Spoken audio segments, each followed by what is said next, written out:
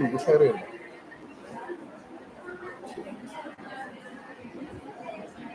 Share വേണ്ട, share വേണം.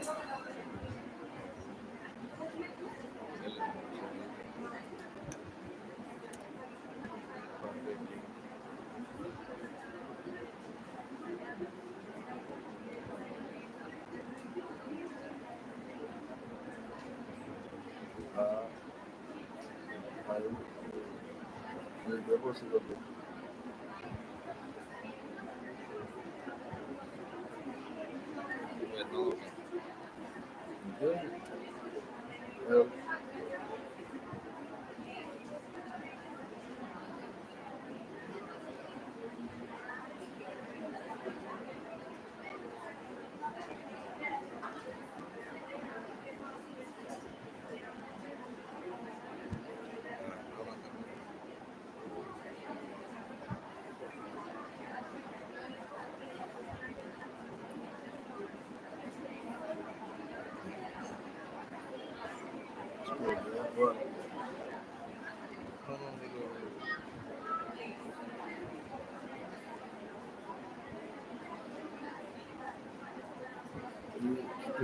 YouTube മാത്രം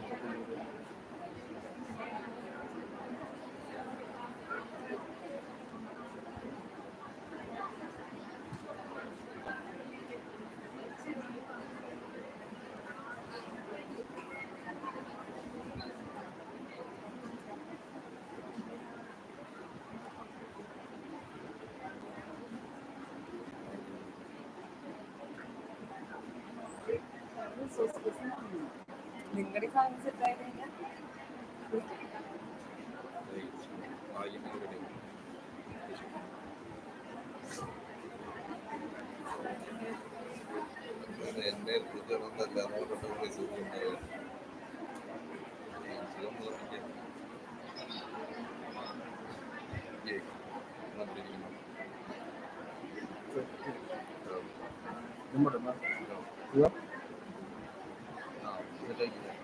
എന്റെ എക്സ്റ്റൻഷൻ കൂടെ വിളിക്കുക.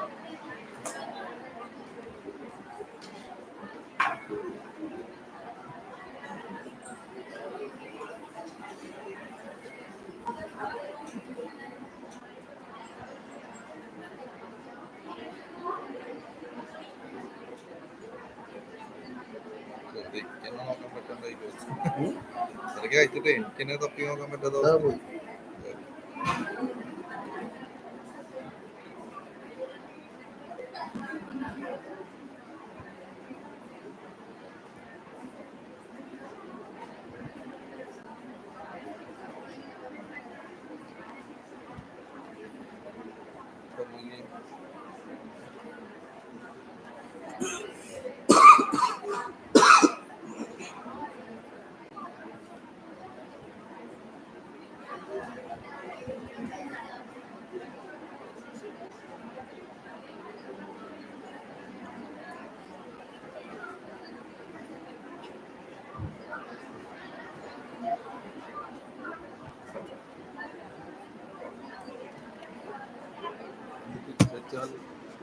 ഹൈടെക് ടെലികാസ്റ്റിംഗ് ആയി പോയി.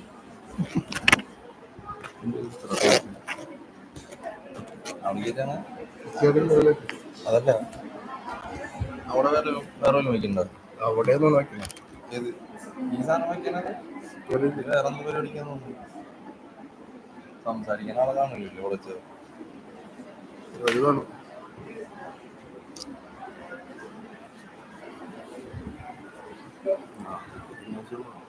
സ്ക്രീൻ ആവശ്യമില്ല.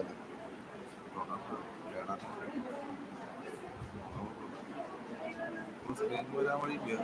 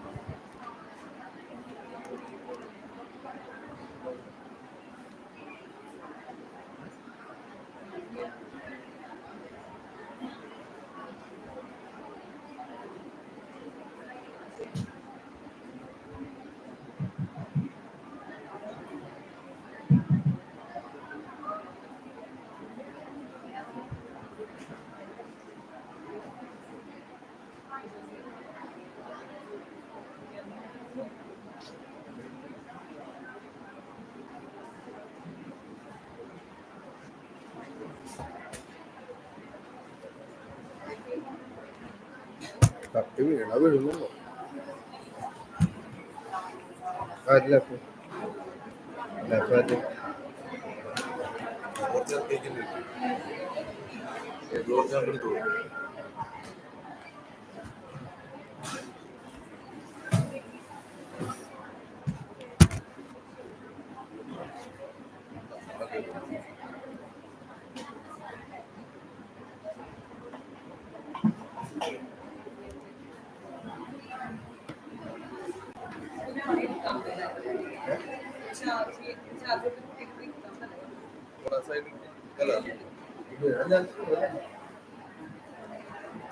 ആൾക്കാരെ നോക്കിയാൽ മതി കിടക്കുമ്പോൾ.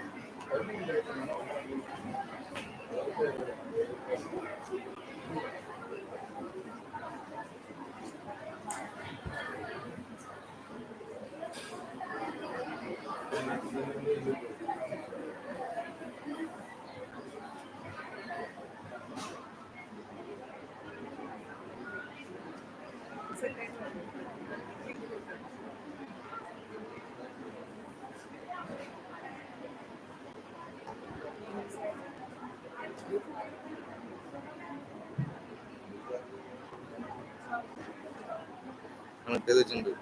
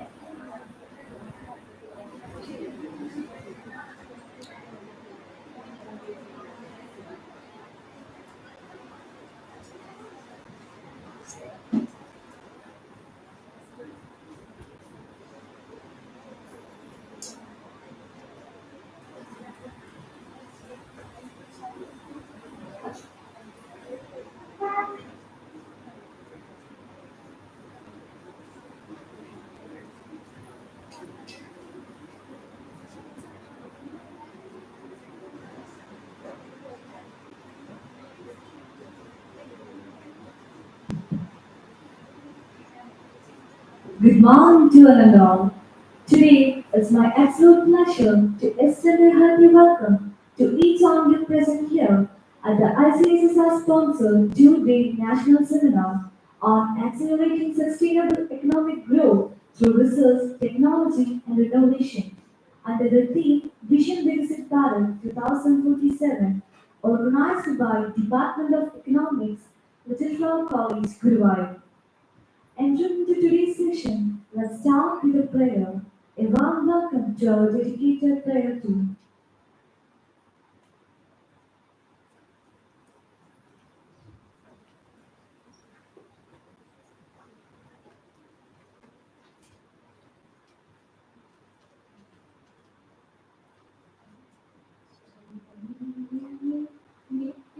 നിത്യചൈതന്യമേ കൈതപൂക്കുന്ന സമ്പൂർണ്ണ സന്നിധിയിൽ മതജാതി വർണ്ണങ്ങൾ എല്ലാം മറന്നീക മനസായ നമിക്കും ജാതരം ചൈതന്യമേ നിത്യചൈതന്യമേ കൈതപൂക്കുന്ന സമ്പൂർണ്ണ സന്നിധിയിൽ മതജാതി വർണ്ണങ്ങൾ എല്ലാം മറന്നീക മനസായി നമിക്കും ജാതരം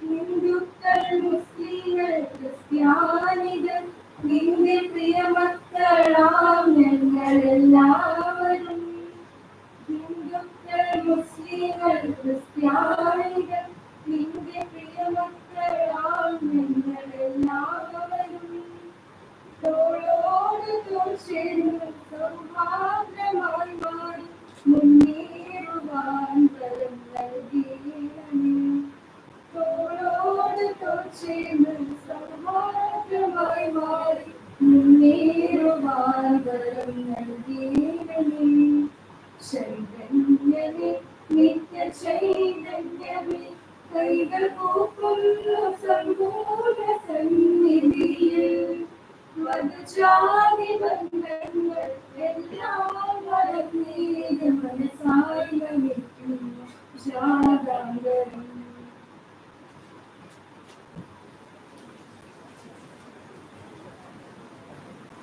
Moving forward, for the welcome address, I do invite our beloved principal, also the Faculty of Economics of Department, Sister Dr. J.B.C. for the welcome address.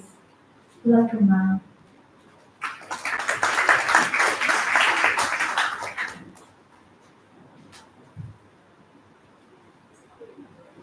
A warm good morning to one and all present here.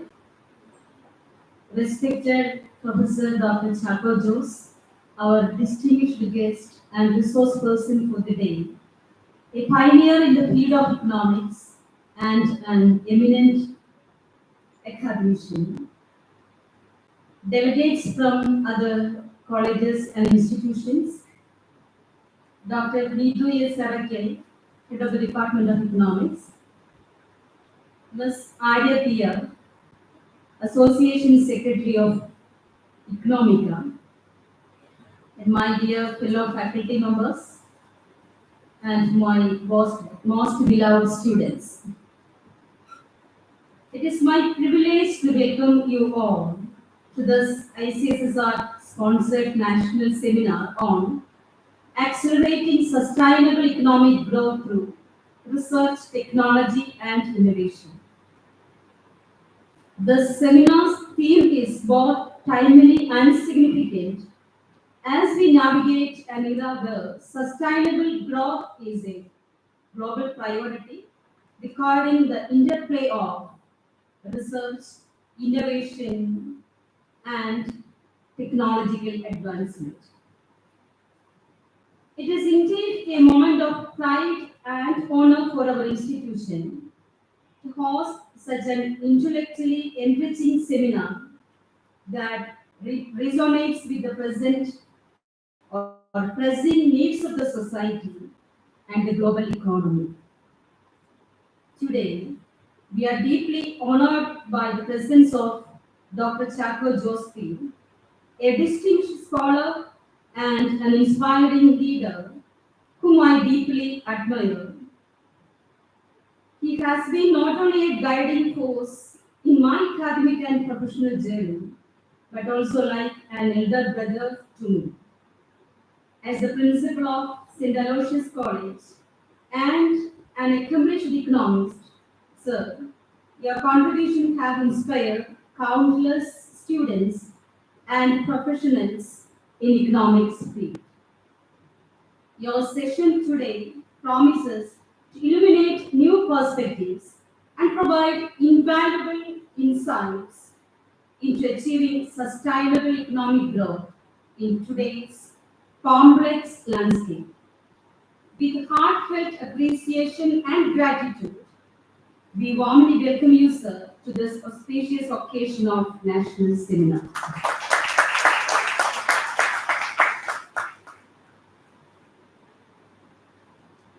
I also take this opportunity to welcome the delegates from other institutions who have joined us to share their perspectives and engage in meaningful discussions. Your presence and enriches the scope of this seminar. Your presence enriches the scope of this seminar, and we look for from your learning expertise. This event would not have been possible without the dedication and commitment of my fellow faculty members and students in the Department of Economics. I take this opportunity to express my heartfelt gratitude to my colleagues, headed by Dr. Icssr, for their tireless efforts in planning and executing this seminar. To our students, your enthusiasm and active participation are the lifeblood of such initiatives, and I deeply appreciate the energy you bring to our institution. I extend a heartfelt welcome to all our esteemed faculty members and dear students to this occasion. As we begin this intellectual journey, let us embrace this platform to exchange ideas and challenge assumptions and foster meaningful discussions that pave the way for innovative solutions. Once again, I welcome you all and look forward to the enriching technical session ahead. Thank you. May God bless you all.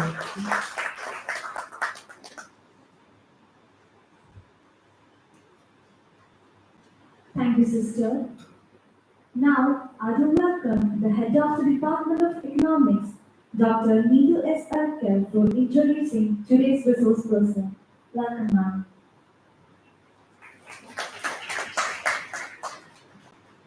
A very good morning to one and all present over here, respected dignitaries on the dais, and all the fellow faculty members and research scholars who have come from outside the college for the paper presentation session. My duty is to introduce our eminent resource person, Dr. Chaco Joseph.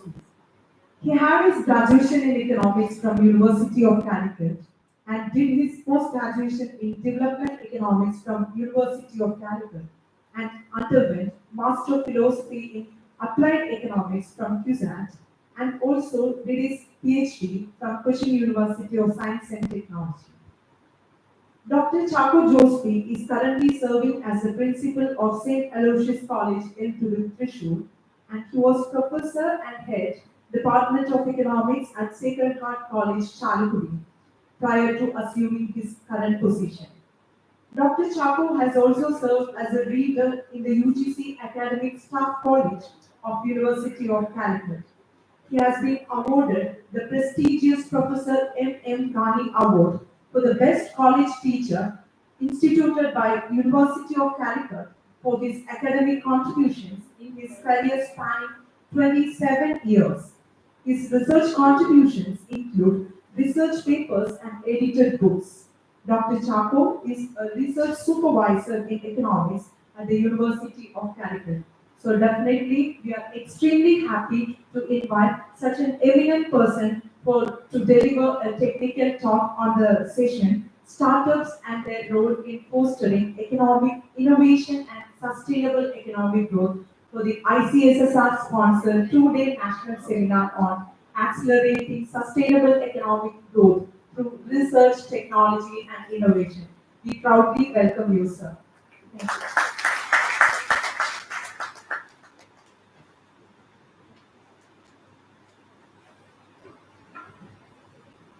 Good morning. The principal of the college, Dr. Sister Vinci, head of the department of economics, and head of the department of economics, the coordinator of this program, Dr. Vijay, other faculty members of the department of economics. I see some familiar faces, teachers and research scholars from other institutions, and dear students. So today we are having an ICSSR sponsored event, which is not so easy for any institution to get, because ICSSR has a number of norms in awarding a conference. Anyway, I'm really happy to be here today due to multiple reasons. One is your principal has already said that we have been associated for a long time. Ever since she started her career as a assistant professor in economics, we have been associated in various capacities. Another is I'm always happy to come back to a women's college, because I taught in a women's college for 27 years at Second Heart College, Chalapudi. So this environment is always much familiar to me than the environment I have at present at St. Elizabeth's College, which I sometimes miss, because colleges like this have a very homely environment, which you may not get in other institutions. And another reason is this is an event that is being organized on a very innovative topic, very relevant topic, which will be of use to all of you. And another thing is this event is being inaugurated by Dr. Justin Paul, another friend of mine. In fact, he was my junior at Dr. John Icssr, and he's a person for whom I have great regards, from a humble beginning as a student of economics at Christ College in Nalapura, where he did his bachelor's degree. He did his master's at Dr. John Icssr, then his MPhil and PhD from IIT Mumbai. Then worked in various capacities in different countries. Finally, he is now almost equivalent to the post of the Vice Chancellor at an institution.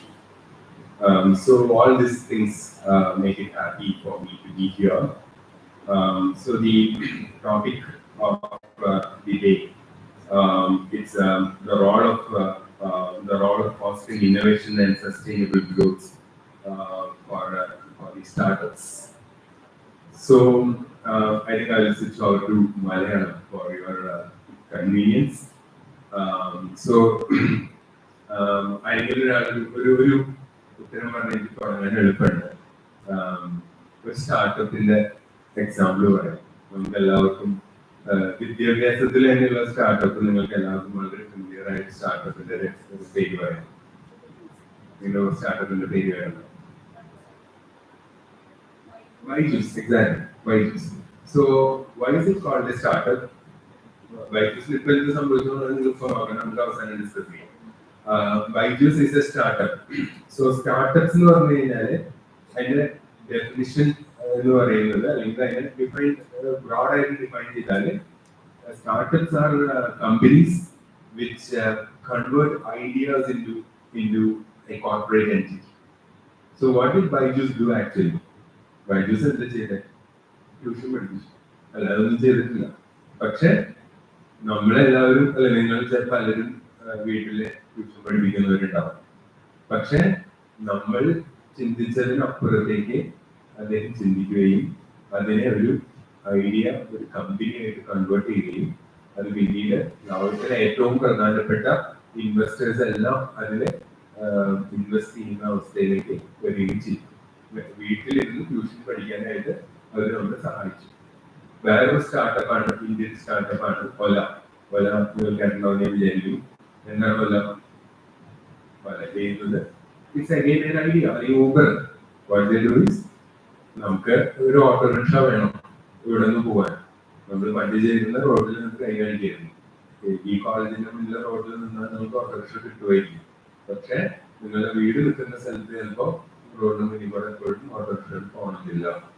അപ്പൊ നമ്മൾ എന്ത് ചെയ്യണം? Autorickshaw ഓടിക്കുന്ന ഏതെങ്കിലും ഒരാളുടെ number കണ്ടുപിടിച്ച് അവരെ ഫോണിൽ വിളിച്ച് പറയണം എന്നെ ഒന്ന് വണ്ടിക്ക് പിക്ക് ചെയ്യണം. അത് നിങ്ങളൊരു നാട്ടുമ്പുറത്ത് താമസിക്കുമ്പോൾ ഇറ്റ് ഈസ് വെരി ഈസി. കാരണം നിങ്ങൾക്ക് ആ നാട്ടിലുള്ള ആളുകളേക്ക് അറിയാം. പക്ഷെ വലിയ ഇതിന്റെ city or even municipal settlement ആയി ഗുരുവായൂർ നമുക്ക് അറിഞ്ഞുകൂടാ. നമ്മൾ അവിടെ പുതിയതായിട്ട് വരുന്നു, നമുക്ക് ആരെയും വരുന്നില്ല. സോ അതാണ് അവരുടെ തിങ്കിങ് പ്രോസസ്. എന്തുകൊണ്ട് why can't we develop something to help such people? And that is how Uber and Ola came. And the same happened with the Zomato. Zomato എന്താ ചെയ്യുന്നത്? ഭക്ഷണം നിങ്ങൾക്ക് വേണമെന്ന് പറഞ്ഞാൽ അവിടെ എത്തിച്ചേരും. പണ്ട് നമുക്ക് ചെയ്യായിരുന്നു. പക്ഷെ നമുക്ക് പരിചയമുള്ള ഏതെങ്കിലും ഹോട്ടലിൽ പറയണം. എഗെയിൻ നമ്മുടെ പരിചയമുള്ള ഹോട്ടലിൽ ഫോൺ വിളിച്ച് പറഞ്ഞാല് അവർക്ക് ഉറപ്പൊന്നുമില്ല. നമ്മള് അങ്ങനെ എനിക്ക് പരിചയമുള്ള തൃശ്ശൂരത്തെ ഒരു ഹോട്ടലിൽ അങ്ങനെ ഒരു പ്രശ്നം ഉണ്ടായില്ല. ഒരിക്കൽ ഒരാൾ വിളിച്ചിട്ട് പറയും ഭക്ഷണം ഓർഡർ ചെയ്തു. ഒരു ഭക്ഷണമൊക്കെ പ്രിപ്പയർ ചെയ്തു. പക്ഷെ ആരും വാങ്ങിക്കാൻ പറ്റില്ല. നല്ല മൊബൈലൊന്നും ഇല്ലാത്തതുകൊണ്ട് ആരാ വിളിച്ചാലും കണ്ടുപിടിക്കാൻ പറ്റില്ല. അപ്പൊ അങ്ങനത്തെ പ്രശ്നങ്ങൾ വന്നു കഴിഞ്ഞപ്പോ we have to develop an app which can solve such problems. So നിങ്ങൾക്ക് ഇന്ന് ഒരുവിധം കേരളത്തിലെ പ്രധാനപ്പെട്ട പട്ടണങ്ങളിലെല്ലാം you have Zomato and Uber. I hope it is here also. So that's again an idea. ഒരു കാര്യം പങ്കെടുക്കാൻ കുറച്ച് ഹോട്ടലുകൾ വരുന്നു, നമ്മളിപ്പോൾ ആളുകൾ ഉപയോഗിക്കുന്നു. And again അപ്പൊ ഒരു പ്രശ്നം വന്നു, how to make payment. Okay, അപ്പൊ ക്യാഷ് ഓൺ ഡെലിവറി ഒരു ഓപ്ഷനാണ്. പക്ഷെ ക്യാഷ് ഓൺ ഡെലിവറിക്ക് പലപ്പോഴും പ്രശ്നങ്ങളുണ്ട്. You don't know whether the person will finally pay. Then they develop another app. The app is making your bank fit into your mobile. അതാണ് PayTM, അല്ലെങ്കിൽ അതാണ് Google Pay. അപ്പോൾ these are all startups which converted ideas into businesses. അപ്പോൾ basically startups എന്ന് പറയുന്നത് ഐഡിയകളെ ബിസിനസ്സുകളിലേക്ക് convert ചെയ്യുന്ന പ്രോസസ്സാണ്. അതിനെ എക്സ്പാൻഡ് ചെയ്യുന്നു, അതിനെ വലിയ ബിസിനസ്സസ് ആക്കുന്നു. And finally they make everyone happy. അല്ലെ, നമ്മളെല്ലാവരും ഹാപ്പിയാണ്. സൊമാറ്റോ വന്നപ്പോ അല്ലെങ്കിൽ ഊബർ വന്നപ്പോ നമുക്കൊരു ഓട്ടോറിക്ഷ കിട്ടണമെങ്കിൽ അല്ലെങ്കിൽ ഭക്ഷണം കിട്ടണമെങ്കിൽ നമുക്ക് കിട്ടുന്നതിന് വളരെ എളുപ്പമാണ്. ഹോട്ടലുകാർ ഹാപ്പിയാണ്. കാരണം അതർവൈസ് ഒരിക്കലും ആ ഹോട്ടലിനെ പറ്റി അല്ലെങ്കിൽ ആ ഓട്ടോ വിളിക്കാൻ സാധ്യതയില്ലാത്ത ഒരാൾ വിളിക്കുന്നു. ഇപ്പൊ കഴിഞ്ഞ ആഴ്ച 3 days back ഞാൻ ട്രിച്ചിയിലെ ഭാരതീദാസൻ യൂണിവേഴ്സിറ്റിയിലെ ഒരു കോൺഫറൻസിന് പോയപ്പോ ഒരു PhD ഓപ്പൺ ഡിഫൻസിന് പോയപ്പോ I wanted to go to Bharatidasan University from railway station. So അവിടെ ഊബറും പോലെയൊക്കെ അല്ലാതെ വേറെ ഒരു ഓൺലൈൻ ആപ്പ് ഉണ്ട്. അതിന്റെ പേര് റെഡ് ടാക്സി എന്നാണ്. നിങ്ങൾ വളരെ അപൂർവമായിട്ട് ഗുരുവായൂരിലെ റെഡ് ടാക്സി കാണാം. കാരണം കോയമ്പത്തൂരിൽ നിന്നൊക്കെ ആളുകൾ റെഡ് ടാക്സി വിളിച്ചിട്ട് ഗുരുവായൂർ വരുന്നതിനെ പലരും ശ്രദ്ധിച്ചിട്ടുണ്ട്. അപ്പം റെഡ് ടാക്സീസ് ആണ് തരാം. സോ ഞാനൊരാളെ വിളിച്ചു. ആ ഒരു ഓട്ടോ ഒരു കാറിന്റെ ഡ്രൈവർ വന്നു. ആൻഡ് ഞാൻ അയാളുടെ സർവീസ് ഉപയോഗിച്ചു. And I paid in for the service. ഈ ആപ്പിലായിരുന്നെങ്കിൽ I would have never met him. ഞാൻ ഏതെങ്കിലും റെയിൽവേ സ്റ്റേഷനിൽ കിടക്കാൻ പെർമിറ്റുള്ള ഏതെങ്കിലും ഒരു ടാക്സി ഡ്രൈവർ മാത്രമേ വിളിക്കാൻ സാധ്യതയുണ്ടായിരുന്നുള്ളൂ. അപ്പോൾ it makes everyone happy. Then ഇതൊരു പുതിയ ആശയമാണ്. പുതിയൊരു ആശയമല്ല. സ്റ്റാർട്ടപ്സ് എല്ലാ കാലത്തും ഉണ്ടായിരുന്നു. പക്ഷെ ഈ ടെക്നോളജി വന്നു കഴിഞ്ഞപ്പോൾ ഇറ്റ് ബിക്കേം മച്ച് ഈസിയർ. അപ്പം here what we are trying to do is, what they are doing is, they are trying to integrate ideas with the technology to make it serviceable for a wider audience and to make businesses happen. അപ്പം wider ആയിട്ടുള്ള ഒരു audience-നെ is there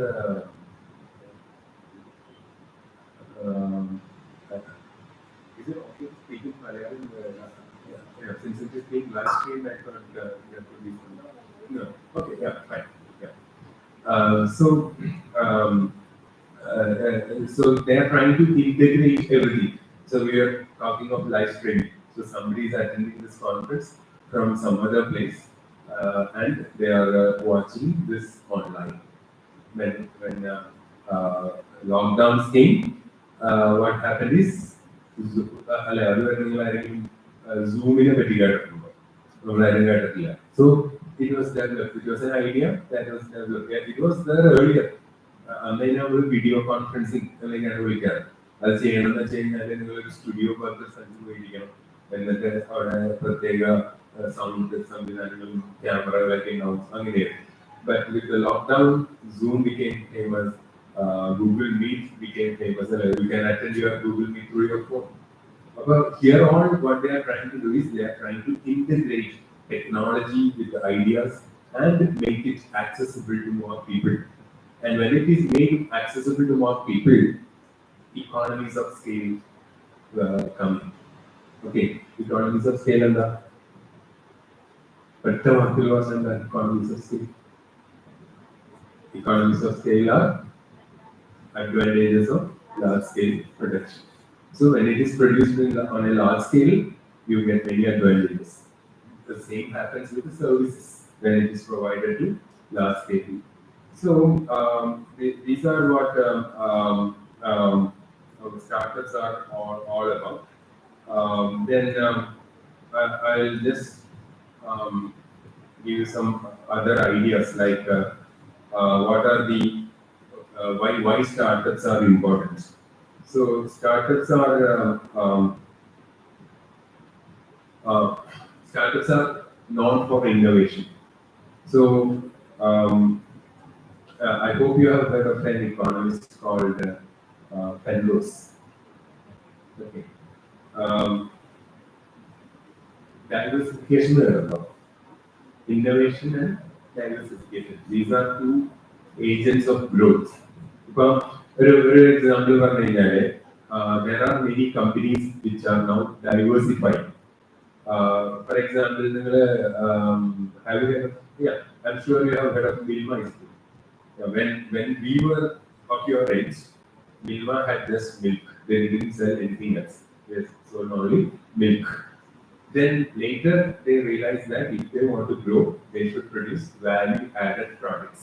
And that is how Milma started selling ice creams and other value-added products. Then have you heard of another ice cream brand called Vesta? Vesta is an ice cream brand. Vesta is a company.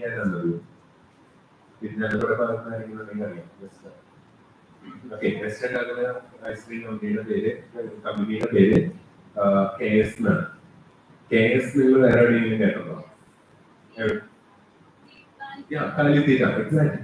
So KSR is and at some point of time they realized that they need to diversify from cattle feed to something else because Kerala is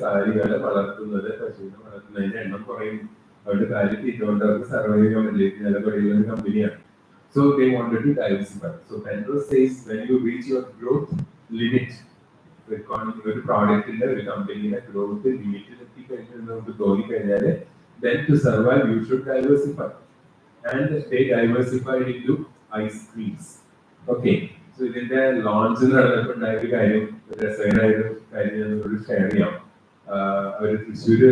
Vesta Fest in college youth festival college event. Okay, so our team from Sacred Heart College Alapudi participated in it, group dance, and I was during the inaugural session. So the inauguration was done by the film star പണ്ടത്തെ നമ്മുടെ cinema നടനായ Innocent നിലവിളക്കാരനായതുകൊണ്ട് തന്നെ ഇന്നസെന്റാണ് ഉദ്ഘാടനം ചെയ്തത്. അപ്പൊ ഇന്നസെന്റ് ആണ് ഉദ്ഘാടനം ചെയ്യുമ്പോൾ പറഞ്ഞ രസകരമായ സെന്റൻസ് ഉണ്ട്. ഇന്നസെന്റ് ആണ് ഇവരുടെ കാലിത്തീറ്റയുടെ പരസ്യത്തിൽ പ്രത്യക്ഷപ്പെടാറുള്ളത്. സോ ഹി സെഡ് ഇവരെ കാലിത്തീറ്റ പരസ്യത്തിന് എന്നെയാണ് വിളിക്കാറ്. ഇപ്പൊ ഒരു മനുഷ്യനുള്ള ഭക്ഷണം ഉണ്ടാക്കി കഴിയുമ്പോൾ പരസ്യത്തിന് എന്നെ വിളിക്കുന്നില്ല. അതിന്റെ അർത്ഥം എന്താണെന്ന് നിങ്ങൾ തന്നെ ആലോചിച്ചോളൂ എന്ന് പറഞ്ഞു. So diversifying from animal feed to human food, that is again an innovation. So then again there are other diversification. For example, class meets you പറഞ്ഞിട്ടുള്ള notebooks നിങ്ങൾ കണ്ടിട്ടുണ്ടോ അല്ലെ? അത് പ്രൊഡ്യൂസ് ചെയ്യുന്ന കമ്പനിയുടെ പേര് അറിയോ? ITC full form അറിയോ? Indian Tobacco Company. So what is a tobacco company doing in producing notebooks? What is a tobacco company? ITC is the producer of a biscuit brand. What's the biscuit brand? Not Good Day.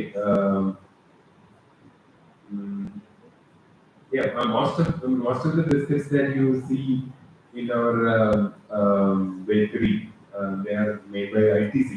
I just forgot the name. They also make cosmetics. Okay, so Indian Tobacco Company is a company that was completely dedicated to tobacco. They cigarette like the company. But at some point of time, they realized that they cannot go forward producing cigarettes because the government of India is bringing strict sanctions on cigarettes.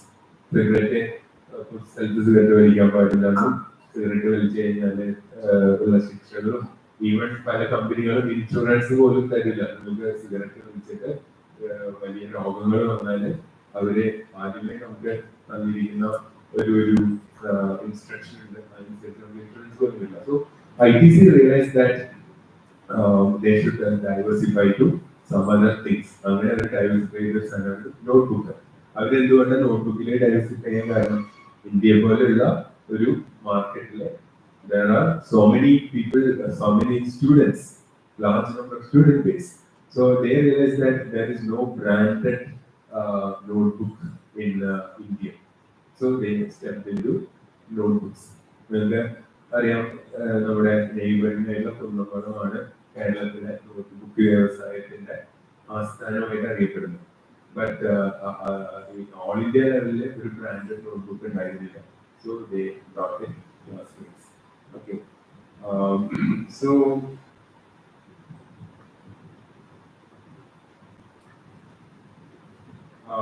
then another startup is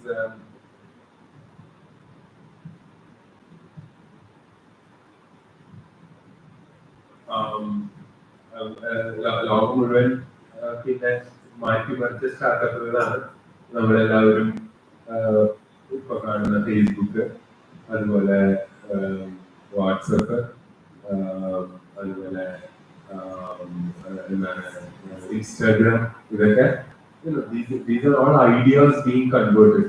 Okay, so first is they are creating innovation. Then another is startup-കളുടെ വലിയ പ്രത്യേകത എന്ന് പറയുന്നത് they do job creation. So job creation is very important in an economy like India. ഞാൻ ഒരിക്കൽ ഇന്ത്യയുടെ പുറത്തുനിന്ന് അമേരിക്കയിൽ നിന്നുള്ള ഒരു ഡെലിഗേറ്റ്സുമായിട്ട് മീറ്റിംഗ് സംസാരിച്ചുകൊണ്ടിരിക്കുകയാണ്. അപ്പൊ മീറ്റിംഗ് കഴിഞ്ഞ് സംസാരിക്കുകയായിരുന്നു. സോ ഞങ്ങൾ അപ്പൊ താമസിച്ചിരുന്ന ഹോട്ടലില് പിസ്സ ഇല്ല, അവിടെ കിട്ടില്ല ആ റെസ്റ്റോറൻറ്റില്. So this person wanted to have a pizza. അപ്പൊ ഞാൻ പറഞ്ഞു ഓർഡർ ഊബറുള്ള സമയത്ത് ഓർഡർ ഊബർ. ഓക്കെ, അതൊന്നും വേണ്ട, അതിന്റെ ആവശ്യമില്ല, വെരി എക്സ്പെൻസീവ് എന്ന്. അപ്പൊ ഞാൻ പറഞ്ഞു it's not that expensive to get a pizza from one of the pizza ഹട്ടോ ഡോമിനോസോ എവിടെയെങ്കിലും പിസ്സ കിട്ടണമെങ്കിൽ ആക്ച്വൽ പിസ്സയുടെ price may be 200 rupees, you will have to pay 230, അത്രേ ഉള്ളൂ.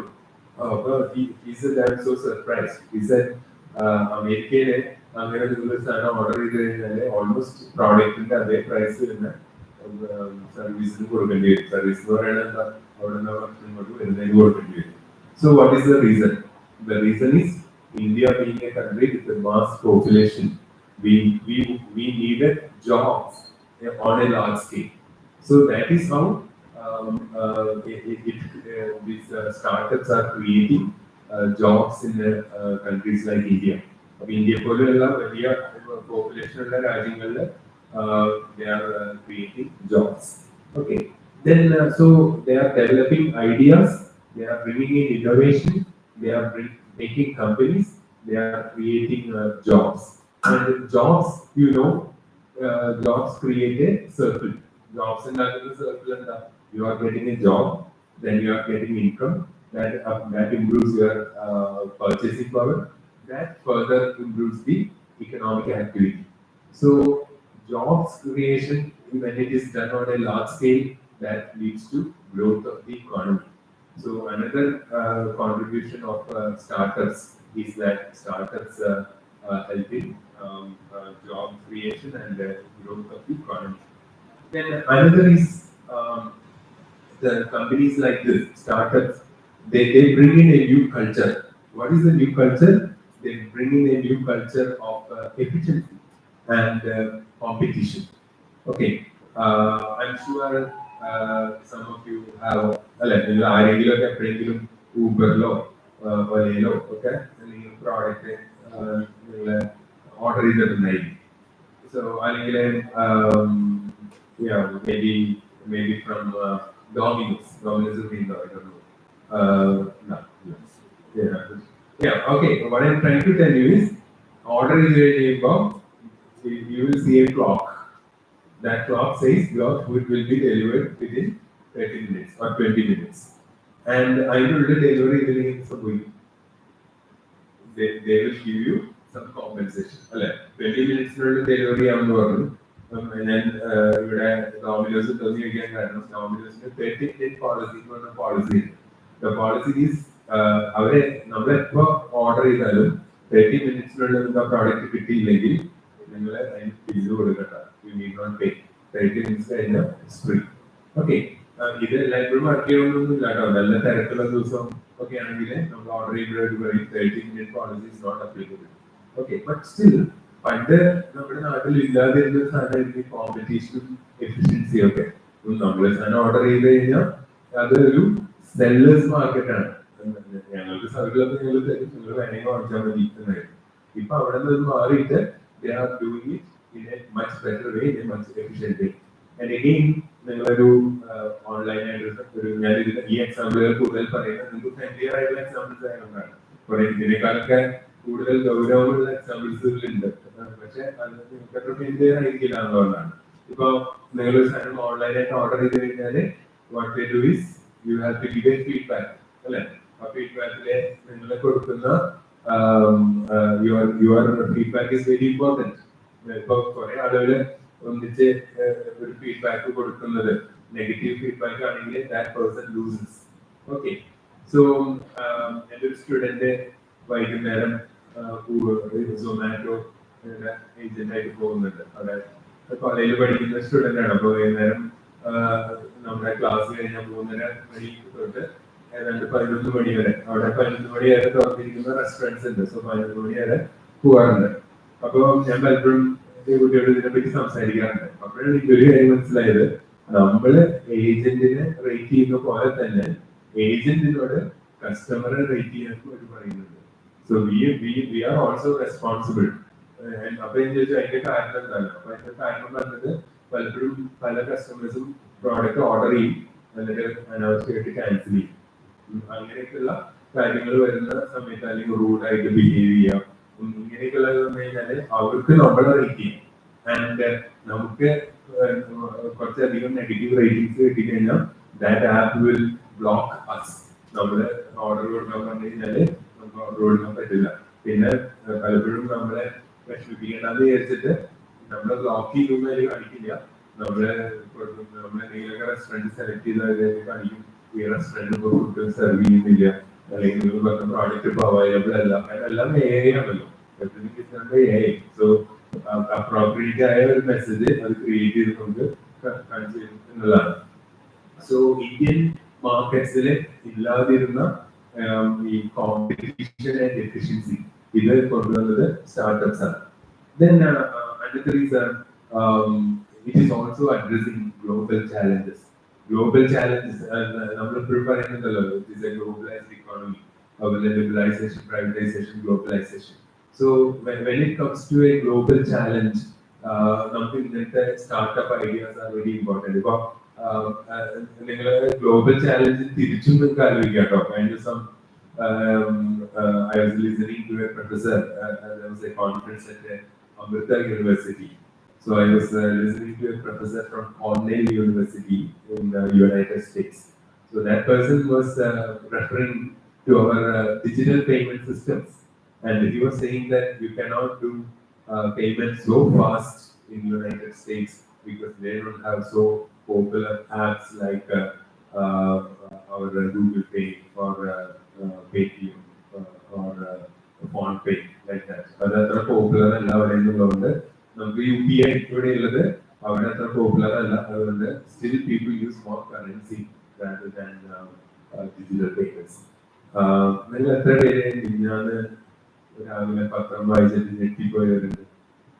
Yeah. Why?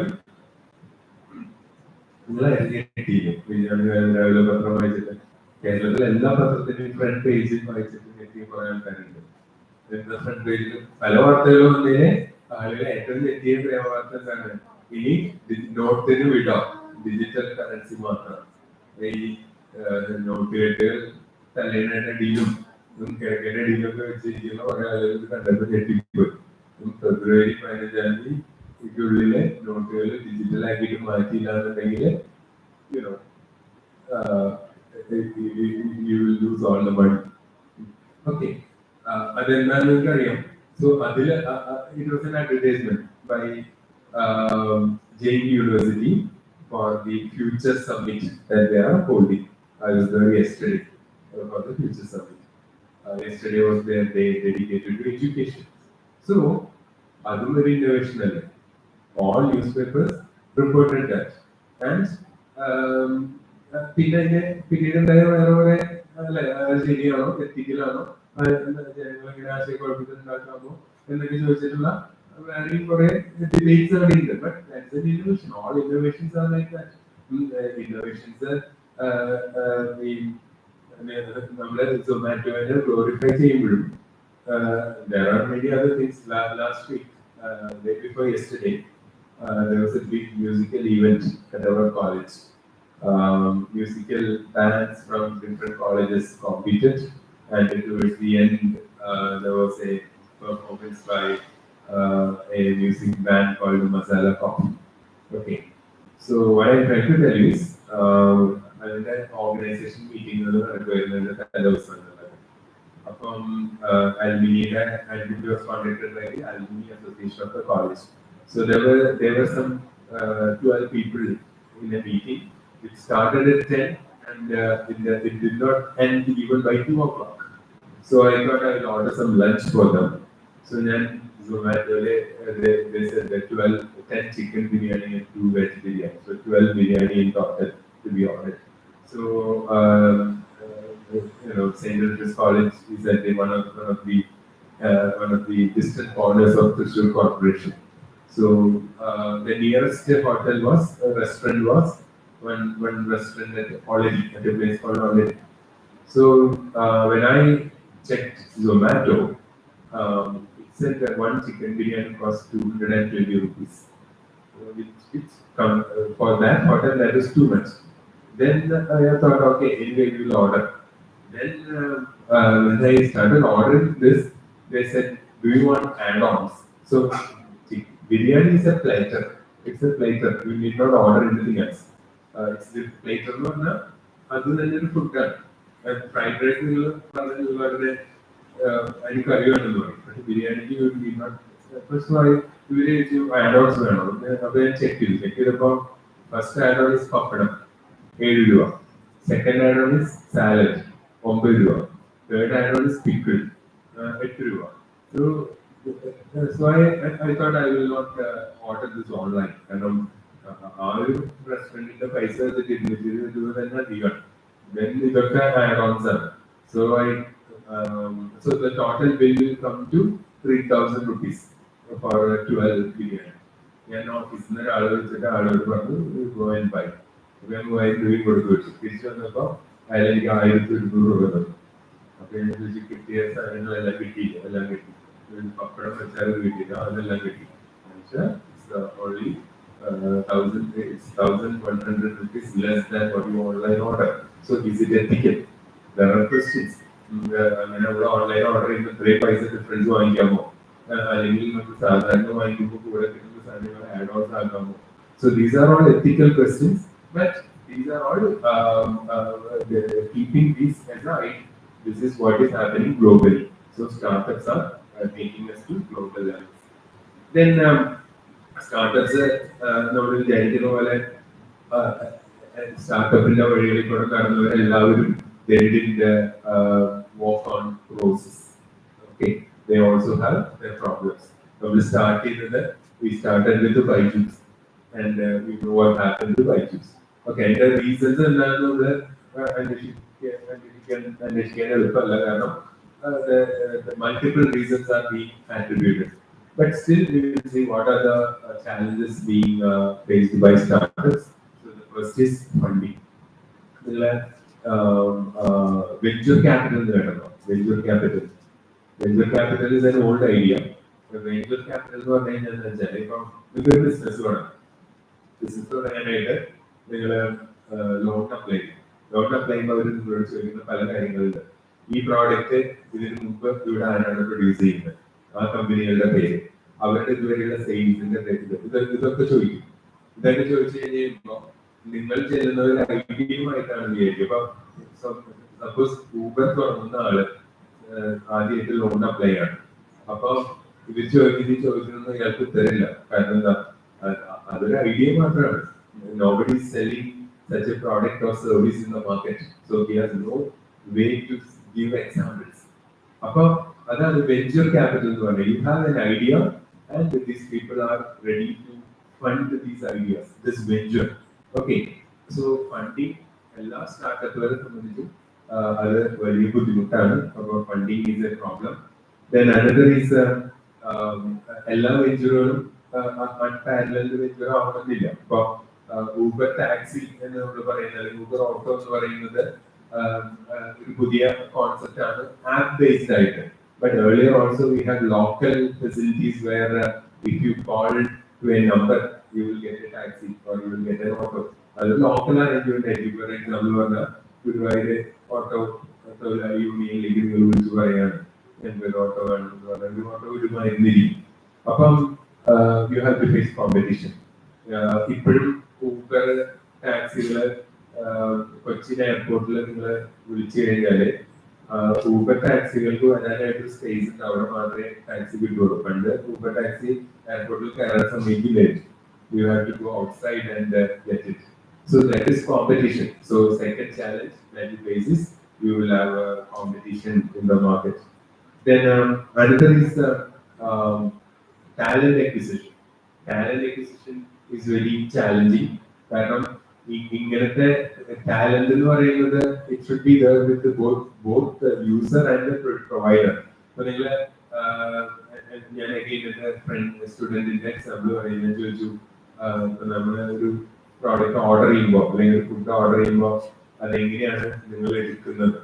അപ്പം അത് പറഞ്ഞു ഞങ്ങൾക്ക് പ്രോംപ്റ്റ് വരും, നിങ്ങളുടെ മൊബൈലിൽ വരും, ഇന്ന ആള് ഇന്ന സ്ഥലത്ത് ഇന്ന ഫുഡ് ഓർഡർ ചെയ്യുന്നത്. അപ്പൊ അതേസമയം വേറൊരാൾ വേറെ സ്ഥലത്ത് ഓർഡർ ചെയ്യുന്നത്, ഇങ്ങനെ പലതും വരും. അപ്പൊ ഈ കമ്പനി ഇയാൾ നിൽക്കുന്നതിന്റെ ഏറ്റവും അടുത്തുള്ള റെസ്റ്റോറന്റുകളുടെ ഓർഡർ മാത്രമേ ഇയാൾക്ക് കാണിക്കുള്ളൂ. അപ്പൊ ഒരു റെസ്റ്റോറന്റിൽ നിന്ന് തന്നെ മൾട്ടിപ്പിൾ ആളുകൾ ഓർഡർ ചെയ്തത് കാണിക്കും, ഇയാൾ നിൽക്കുന്നതിന്റെ അപ്പുറമുള്ള റെസ്റ്റോറന്റുകളിലൊക്കെ കാണിക്കും. So this person has to select which to accept. Okay, appo idinulile there is a skill required.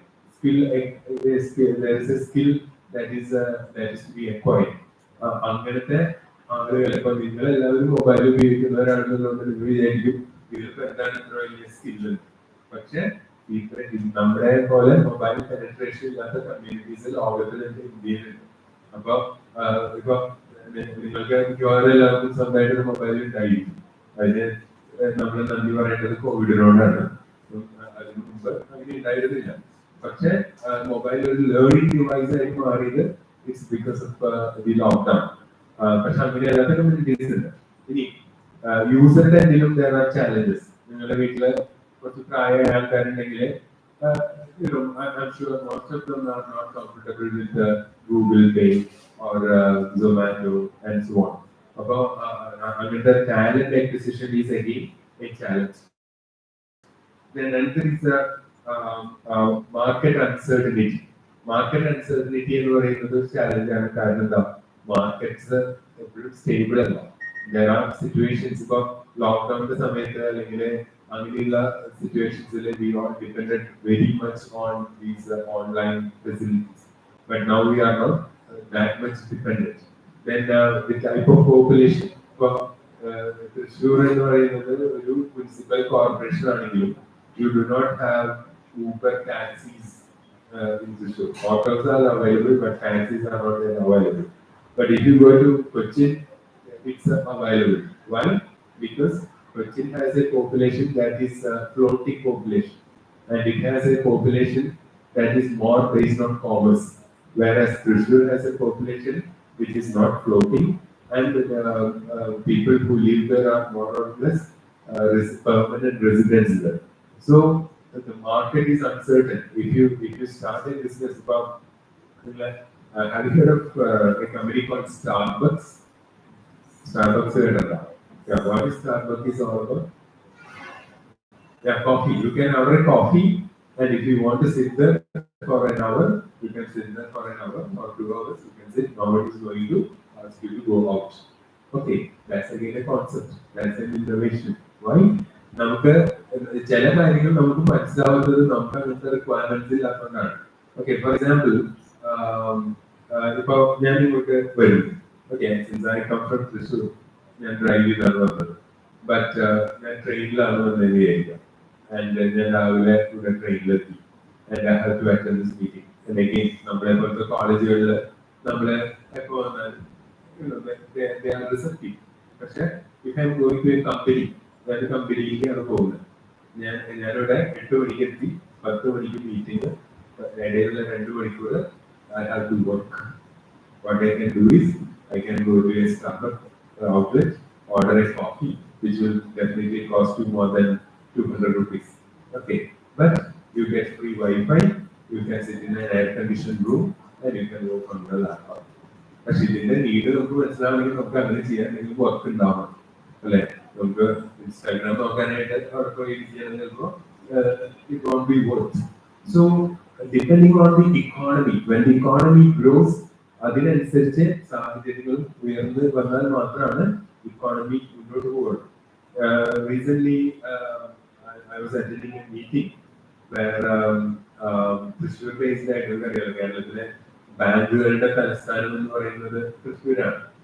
കേരളത്തിലെ പ്രധാനപ്പെട്ട ബാങ്കുകളായ South Indian Bank headquarters at Thrissur, Icssr headquarters at Thrissur, CSB Bank headquarters at Thrissur, Dhanlakshmi Bank headquarters at Thrissur. So and again Manappuram Finance, Thrissur town level, it is again Thrissur district. So in this meeting they were addressing the MP, newly elected MP of Thrissur. MP തെരഞ്ഞെടുക്കപ്പെട്ട ഒരു meeting ആണ്. അപ്പൊ ഈ മീറ്റിംഗില് സംസാരിച്ച ആൾക്കാരെ ആരൊക്കെയാണെന്ന് വെച്ചാല് Capital ബാങ്കിന്റെ chairman, South Indian ബാങ്കിന്റെ ചെയർമാൻ, ഇസാഫിന്റെ ചെയർമാൻ, മണപ്പുറത്തിന്റെ chairman, and also chairman of Kalyan group. Okay, ഇവര് 5 പേരും സുരേഷ് ഗോപിയോട് പറയാൻ ശ്രമിച്ച കാര്യം എന്ന് വെച്ച് കഴിഞ്ഞാല് we are unable to proceed with our IT division in Thrissur. കാരണം IT സെക്ടറിൽ വർക്ക് ചെയ്യുന്നത് യങ്സ്റ്റേഴ്സ് ആയിട്ടുള്ള ആൾക്കാരാണ്. ആൻഡ് ഇവരുടെ ജോലി കഴിയുമ്പോൾ it will be around 8 o'clock in the evening or 7-8. By that time, all shops are closed in Thrissur. Thrissur നിങ്ങൾ പുറത്തിറങ്ങി കഴിഞ്ഞാൽ റോഡിലൊരു മനുഷ്യനും ഉണ്ടാവില്ല. So these youngsters are not willing to work in Thrissur. We want to continue in Thrissur because we are all based in Thrissur, but we are now forced to move our IT divisions to Ernakulam because that's a place where there is some sort of nightlife. Okay, nightlife എന്ന് പറഞ്ഞാൽ സന്തോഷ് അങ്ങനെയുള്ള വാക്കുകൾ കണ്ടെടുത്താൽ മലയാളിക്ക് night life എന്ന് പറഞ്ഞാൽ കൊള്ളരുതാത്ത എന്തോ ആണ്. പക്ഷെ ഇവര് പറയുന്ന നൈറ്റ് ലൈഫ് എന്ന് പറയുന്നത് ഇവരുടെ ജോലി കഴിഞ്ഞ് ഒരു റെസ്റ്റോറൻറ്റിൽ കയറി കുറച്ച് നേരം ഇരുന്ന് സംസാരിക്കാനോ ഒരു കാപ്പി കുടിക്കാനോ ഒക്കെയുള്ള ഫ്രീഡത്തിനെയാണ് ഇവർ ഡിഫൈൻ ചെയ്യുന്നത്. So they were trying to tell the MP that you should think of something called twin cities. Twin cities എന്ന് പറഞ്ഞാൽ ലോകത്തിന്റെ പല ഭാഗത്തുണ്ട്. So they were trying to tell him that Thrissurineയും എറണാകുളത്തിനെയും നടുവിലാണ് Nedumbassery international airport. And it is ഇങ്ങനത്തെ ആളുകളൊക്കെ depend ചെയ്യുന്നത് അതിനെയാണ്. So you develop a metro system or something like that connects Thrissur to Nedumbasheri and Nedumbasheri to Ernakulam. So these people have a mobility. After their work, they may go to that place. And if you develop these two cities as twin cities, Thrissur will develop more. That is what they were trying to tell. Okay, so facilities are very much required if you want startups. Environment, economic environment of business is very important. So you should have an ecosystem that supports businesses. Then only you can grow. So that is also a challenge.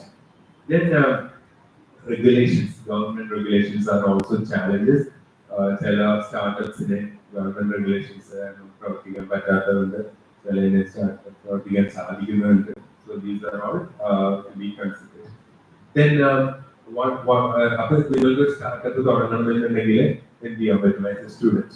നമ്മൾ പണ്ടൊക്കെ entrepreneurship ക്ലാസ്സുകൾ കൊടുക്കാറുണ്ട്, entrepreneurship ക്ലബ്ബുകൾ. Now you have what is called entrepreneurship ക്ലബ്ബുകളുടെ പേര് കുറച്ചുകൂടി modernise ചെയ്തിട്ട് we call them incubators. Okay, startup incubators. I'm sure you will be having a startup incubator in this college. If you don't have a startup incubator in this college, you can still have use the facility with the Kerala Startup Mission, which has its office at Ernakulam, and we also have a website for them. So you can also contribute to, or you can also try to have a startup. So startup തുടങ്ങണമെന്നുണ്ടെങ്കിൽ we should have ideas. അല്ലേ? ഞങ്ങളെ സ്കൂളിൽ പഠിക്കുന്ന കാലത്ത് ഞങ്ങളുടെയൊക്കെ ഒരു വലിയ വിഷമം എന്തായിരുന്നു എന്ന് വെച്ചാൽ സയൻസ് പഠിക്കുമ്പോൾ, ശാസ്ത്രജ്ഞന്മാരെ പറ്റി പഠിക്കുമ്പോൾ we felt ഈ പണ്ടത്തെ ശാസ്ത്രജ്ഞന്മാരെ എല്ലാ സംഭവങ്ങളും കണ്ടുപിടിച്ച കാരണം ഞങ്ങൾക്കൊന്നും ശാസ്ത്രജ്ഞരാവാൻ യാതൊരു സാധ്യതയില്ല, അങ്ങനെയൊന്നും കണ്ടുപിടിക്കാനില്ല എന്നായിരുന്നു. ഓക്കെ, അതിനുശേഷം എത്രയോ കണ്ടുപിടുത്തങ്ങൾ അന്ന് ഞാൻ പ്ലസ് ടുവിന് പഠിക്കുമ്പോഴാണ് കേരളത്തിൽ TV വരുന്നത്. ഓക്കെ, അന്ന് ഇന്റർനെറ്റ് എന്ന് പറഞ്ഞ സാധനമില്ല. ഇന്റർനെറ്റ് വരുന്നത് ഞാൻ 1993 ജോലിക്ക് ജോയിൻ ചെയ്യുന്നത്. കേരളത്തിൽ ഇന്റർനെറ്റ് വരുന്നത് 1998 അതും അന്ന് it was a dialogue connection. നിങ്ങളുടെ മൊബൈൽ ഫോണില്ല കേട്ടോ, നിങ്ങളുടെ ഫോൺ ലാൻഡ് ഫോൺ കണക്ഷനുമായിട്ട് മോഡത്തെ കണക്ട് ചെയ്തിട്ട് ഒരു നമ്പർ ഡയൽ ചെയ്താൽ നിങ്ങൾക്ക് ഇന്റർനെറ്റ് കിട്ടുകയോ കിട്ടാതിരിക്കുകയോ ചെയ്യാം. ഓക്കെ, നൗ നിങ്ങൾ ഡൽഹിയിലുള്ള ഒരാളെ വിളിക്കണമെങ്കിൽ അല്ലെങ്കിൽ ദുബായിലുള്ള ഒരാളെ വിളിക്കണമെങ്കിൽ you can do it through your mobile phone. At that time, we had something called trunk dialing. For senior teachers, trunk dialing.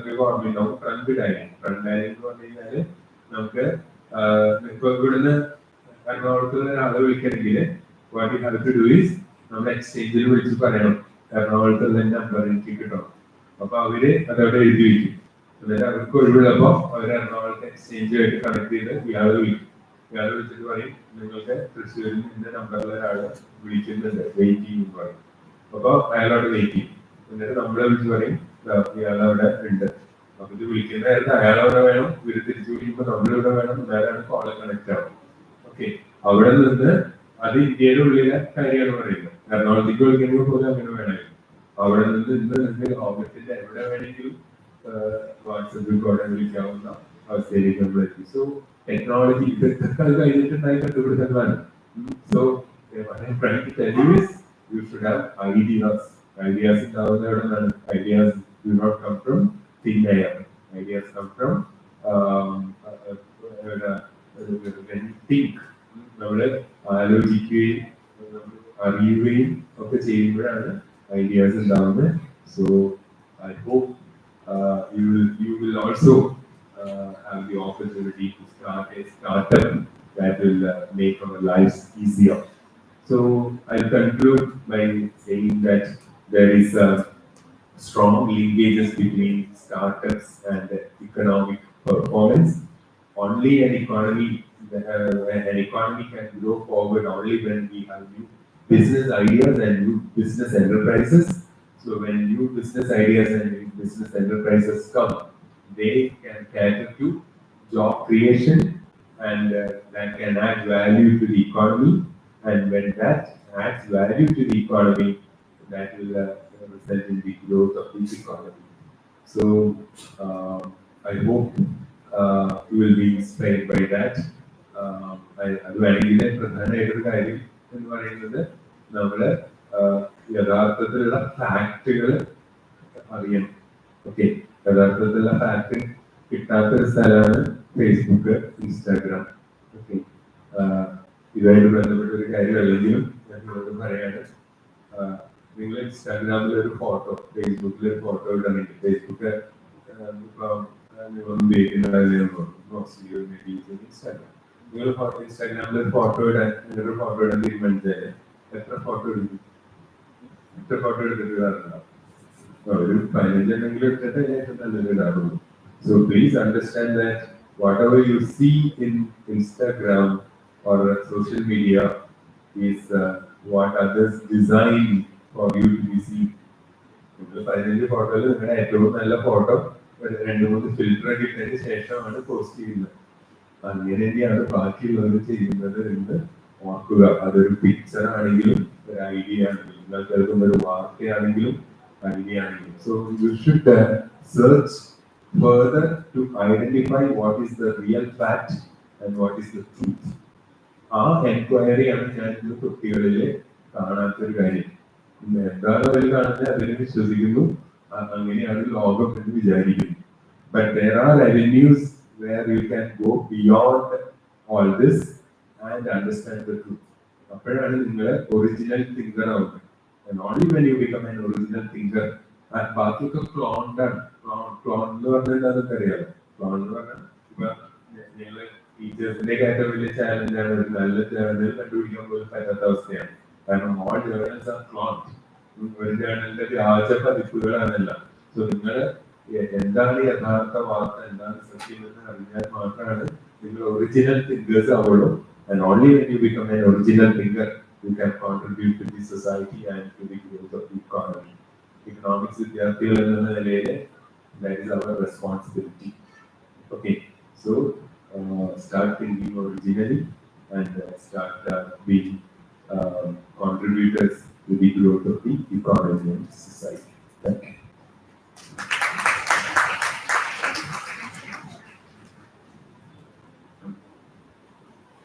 Now I do welcome Ms. Arya Priya, Association Secretary, to deliver the vote of thanks.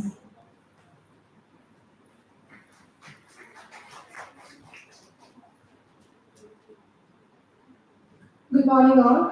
Honorable Chief Guest, respected Principal, research scholars, PG students and faculties from different institutions, and my dear friends. It is my privilege to thank everyone who have gathered here. First of all, I would like to thank today's resource person, Chapo sir.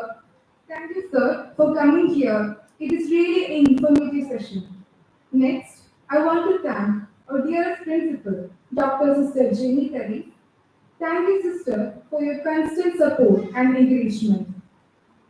Next, I want to thank the HOD of Economics, Dr. Icssr, who have coordinated this event very well. Thank you, Miss. I want to extend a sincere thanks to the other faculties of your department, Nietzsche Miss, Ubasna Miss, Roslyn Sister, Jimmy Miss, and Answer Miss. Thank you all.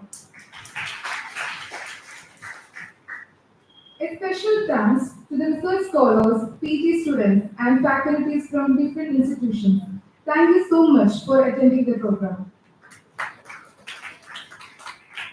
Last but not the least, I want to thank the audience. Without your support, this program would not be a success. Thank you all. Thank you.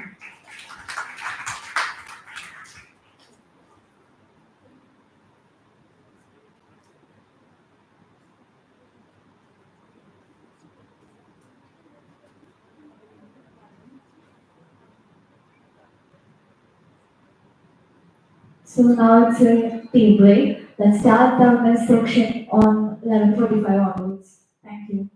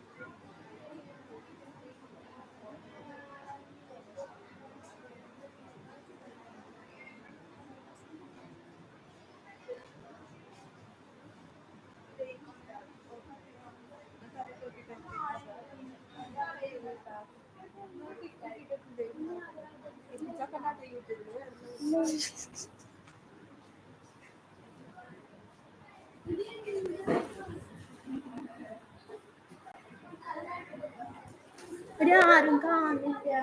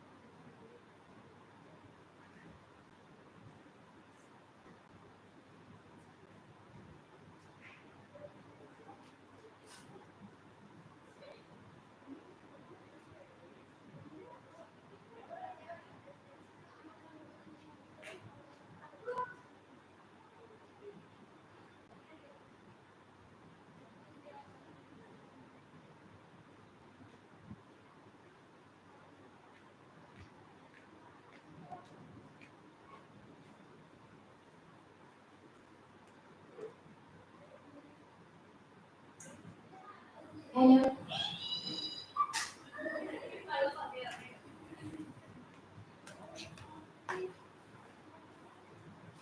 എടി camera എടി ഇത് അങ്ങോട്ടും ഇങ്ങോട്ടല്ല.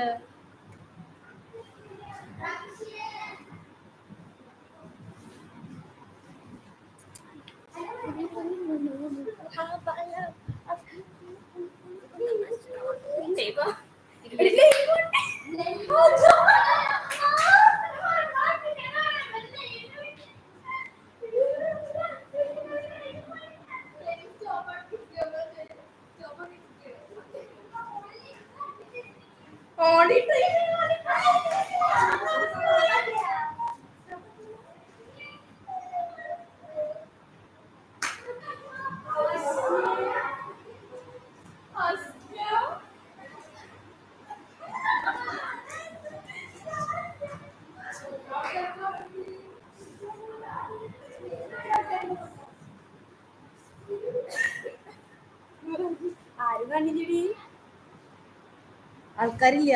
യൂട്യൂബിലാണ് ആൾക്കാരിലുണ്ടോ? ആൾക്കാരില്ല കാര്യം. ആരും ഇത് കാണാണെങ്കിലോ ആരും കണ്ടില്ല. പൂച്ച ആൾക്കാരാ. ലൈക്കില്ല പഠിച്ചെടുത്തല്ലേ. വേറെ കാണാൻ ചാടിച്ചു നമ്മളെ ഞാനും ചഞ്ചാറൊക്കെ തിരിയുന്നുണ്ട്.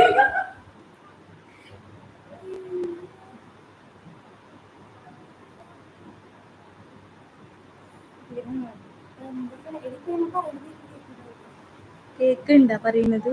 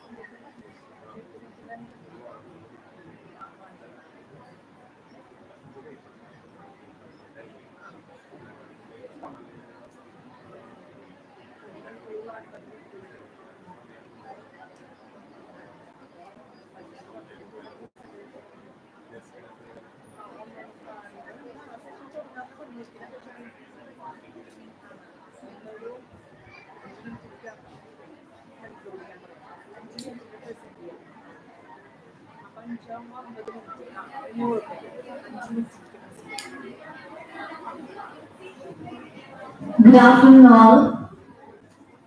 So now let's start our paper presentation session. Firstly, I invite Ms. P. Lavanya, guest lecturer in economics from Sri Vivekananda College, Kundangalam, presenting our paper Digital Marketing and E-commerce, Effective Digital Marketing Campaigns, E-commerce Trends and Digital Selling Platforms. Welcome, ma'am. A few guidelines regarding the paper presentation.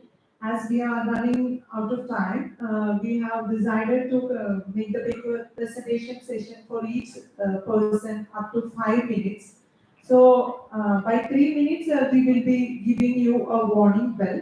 So we will be looking into the relevance of the topic, the analysis of the part, like what you have done in your paper, and of course the topic. All these things, based on this, we will be judging the paper. So wish you all good luck. Try to stick on to the time of 5 minutes.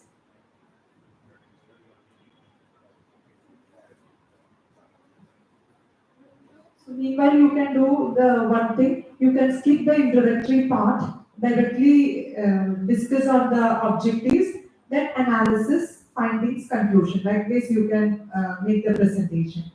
As we are running out of the time, that's why we made a decision like this. So directly come to the objective side, then analysis part, findings and conclusion. Okay, thank you.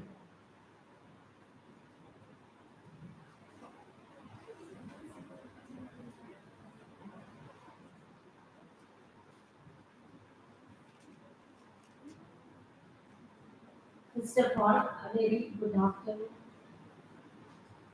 Very good afternoon to all of you. First of all, let me thank this prestigious institution and Principal Ma'am and Icssr Ma'am for giving me an opportunity. And I'm lucky to present my paper in front of our distinguished guest, Chapo sir. Okay, so let me move into my topic. My topic is digital marketing and e-commerce, effective digital marketing campaigns, e-commerce trends, and digital selling platforms. So, as I would first let me tell what is this digital marketing. That is the practice of promoting products, services, or brands using digital channels like social media, email, search engines, and website. And its goal is to engage and convert a target audience into a customer. So, our target audience, just a passive audience, customers, digital marketing main goal, main objective in the. So here comes the importance of innovation. As our guest, Dr. Chapo sir told, innovation plays a very important role. Innovations, new ideas, it brings a product into sale. And let me briefly explain the objectives of my study is to analyze the strategies and tools that contribute to successful digital marketing campaigns in e-commerce. That is for startups or small businesses or medium businesses. What are new technologies can be adopted for the successful digital marketing? That is one of the main objectives. And second one is to assess the effectiveness of popular digital selling platforms. We are all familiar with digital selling platforms like Amazon, Shopify, and social media marketplaces. They make effectiveness analyze how much they are effective. And next one is to propose the solutions and the best practices for overcoming obstacles such as digital literacy gaps, cyber security concerns. And the last one, that is the fourth objective, is to identify cost-effective strategies for small and medium-sized enterprises. So, in my study, what I do is that the methodology is that I have taken the 25 participants, and that is the digital 25 participants, that is e-commerce business owners, digital marketers, and online consumers. Simply judging their challenging rate, their trust factor, and the preference channel, what channel they have adopted. Okay, for calculating this, I have taken the average, that is the rating average analysis. From this, I got the idea that e-business owners show slightly higher trust compared to other groups, and online consumers face the highest average challenging rate. The online consumers are കൂടുതലായിട്ട് challenge നേരിടുന്നതാണ് എൻ്റെ സ്റ്റഡിയിലെ ഒരു outcome ആയിട്ട് നമുക്ക് കിട്ടിയിട്ടുള്ളത്. Then social media dominates as the preferred channel for engagement across all categories. നമ്മൾ focus group എടുത്തിട്ടുള്ളത് 3 categories ആയിട്ടാണ് focus group എടുത്തിട്ടുള്ളത്. അത് നമുക്ക് മനസ്സിലായത് സോഷ്യൽ മീഡിയ ആണ് പ്രിഫേർഡ് ചാനൽ ആയിട്ട് എല്ലാവരും എടുത്തിട്ടുള്ളത് എന്നാണ്. Okay, next moving on to the focus group. In the focus group, I have taken the age group 25 to 35 and again 40 to 45, and the third age group is 18 to 24. And their shopping habits, their motivating factors, and the pain points or difficulties they face. I interpret it in the form of a multiple bar diagram, and from that also we get that each group has a distinct preferences, motivations, and pain points. The 3 categories, again I have took the sales, that is e-commerce sales distribution. From that we got that Amazon continues to 60%, local e-commerce platforms 50%, social media shops 20%. And from all this, I conclude that the research highlights that the growing need for businesses to adapt to digital landscapes by encouraging data, drive marketing, staying informed about consumer preferences, and utilizing the most effective digital selling platforms. Furthermore, the study underscores the importance of ongoing innovations and agility in digital marketing strategies to maintain competitive. Okay, so as a whole, I conclude my study. Thank you.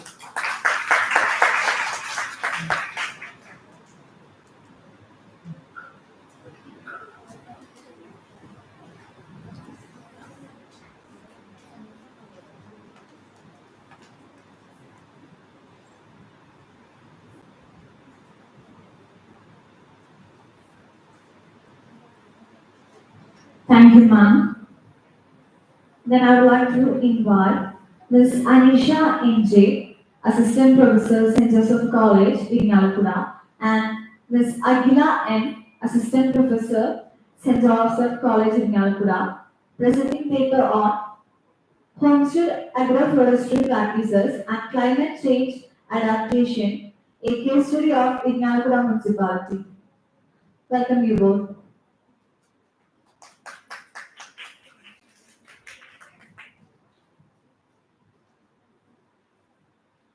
Thank you. Respected Chair, faculties, and students, a warm good afternoon to all. This is the combined paper of me and Aguila N and Dr. Sinda Setia. Our topic is Homestead Agroforestry Practices and Climate Change Adaptation, a case study of Irinalakuda Municipality. So what is homestead agroforestry? The homestead agroforestry is an integrated production of crops, trees and or livestock in the home and its environs. Agroforestry techniques have gained a lot of attention recently as a sustainable land management choice due to its social, economic and ecological benefits.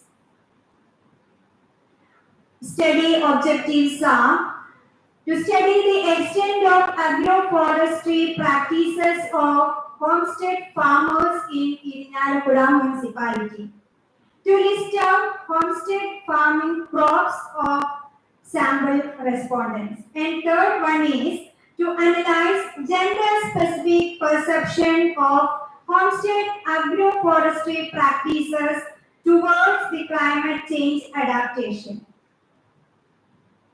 Hypothesis: there is no gender variation in perception between homestead agroforestry practices and climate change adaptation.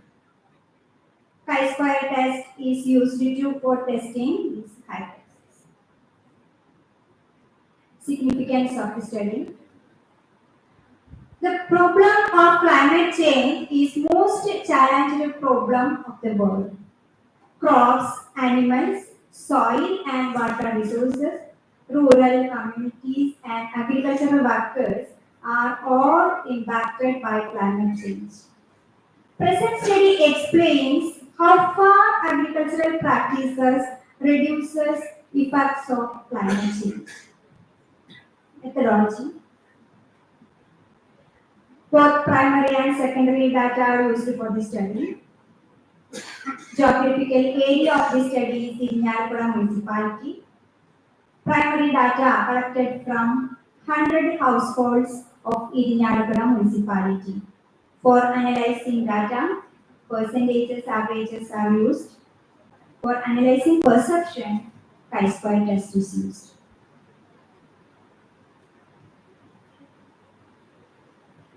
Data analysis. Land ownership, 96% of the sample respondents have the land ownership and only 4% of the leased land. Occupation, primary occupation, 8% of the sample respondents primarily engaged in agriculture. Monthly income, majority of the sample respondents belongs to the category of 25,000 to 35,000 rupees of monthly income. area of land holding. 48% of the respondents have the area of land holding between 20 to 30 cents. Then agroforestry practices of homestead farmers. They used land area for cultivation as 48% of the sample respondents use land areas 15 to 25 cents for their cultivation. Then number of cultivated crops. 54% of the sample respondents produces 5 to 8 number of crops in their homesteads.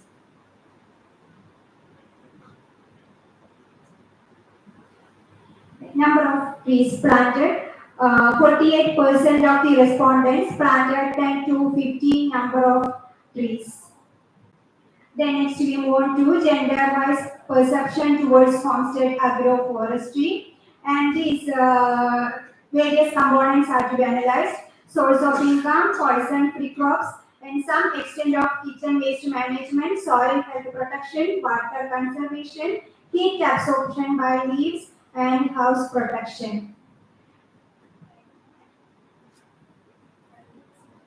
The test result shows that there is no gender variation in perception between homestead agroforestry practices and climate change adaptation. My conclusion is that, in the nutshell, this practice followed by every household in the nation or world, it will be a good solution for present climate crisis.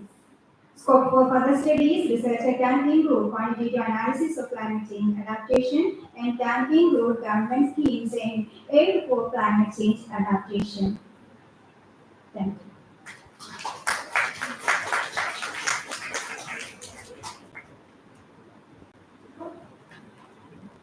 Thank you, ma'am.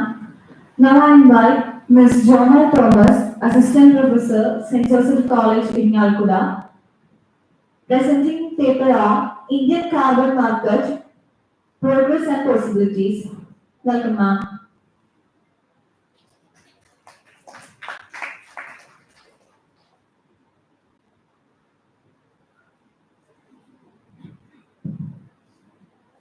Good afternoon, Honorable, respected chairs, delegates from outside, and dear students.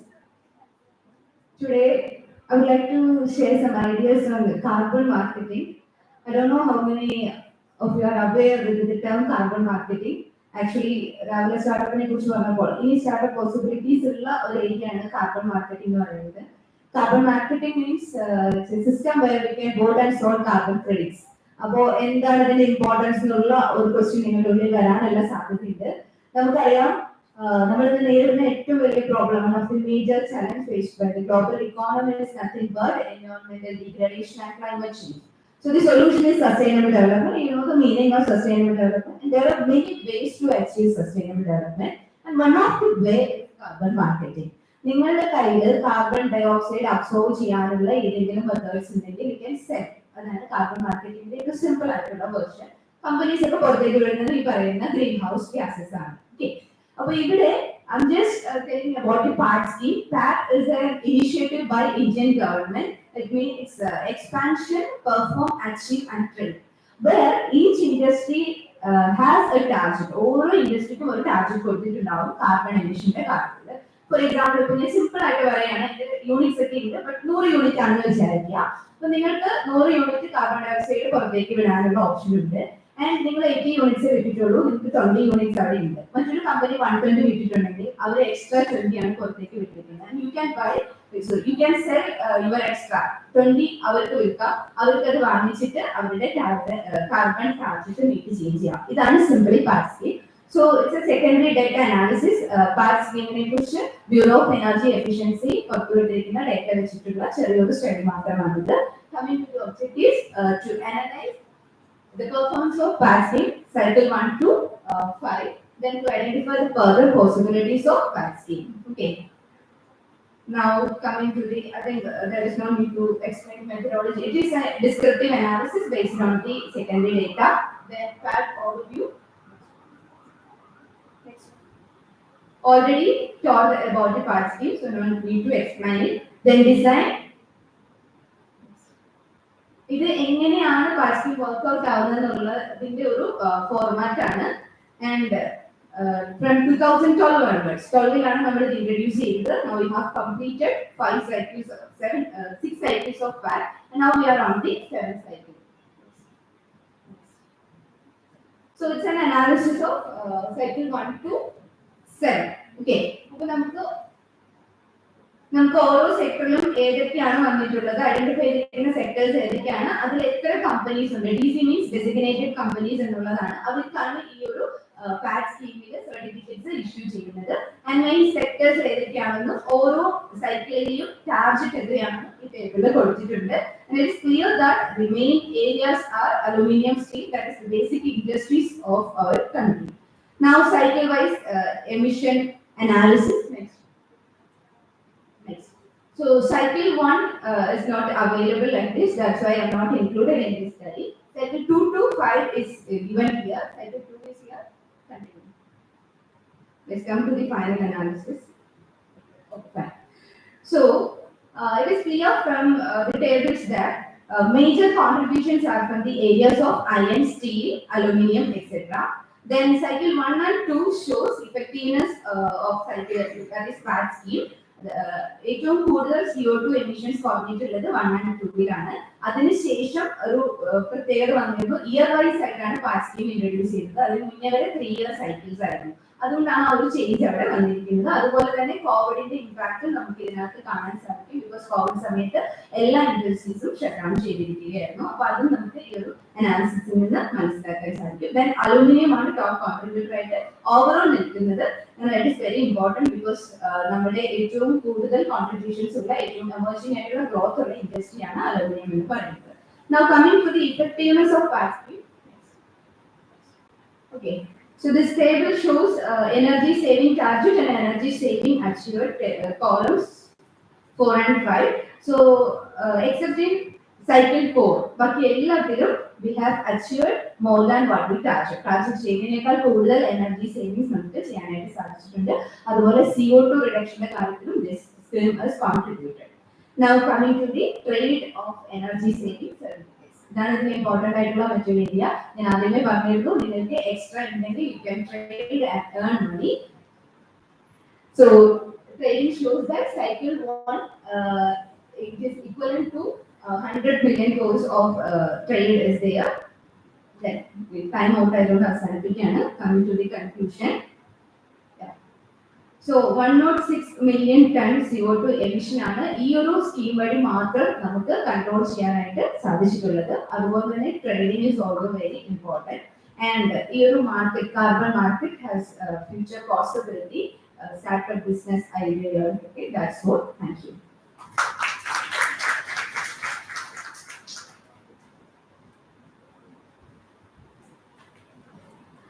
Thank you, ma'am.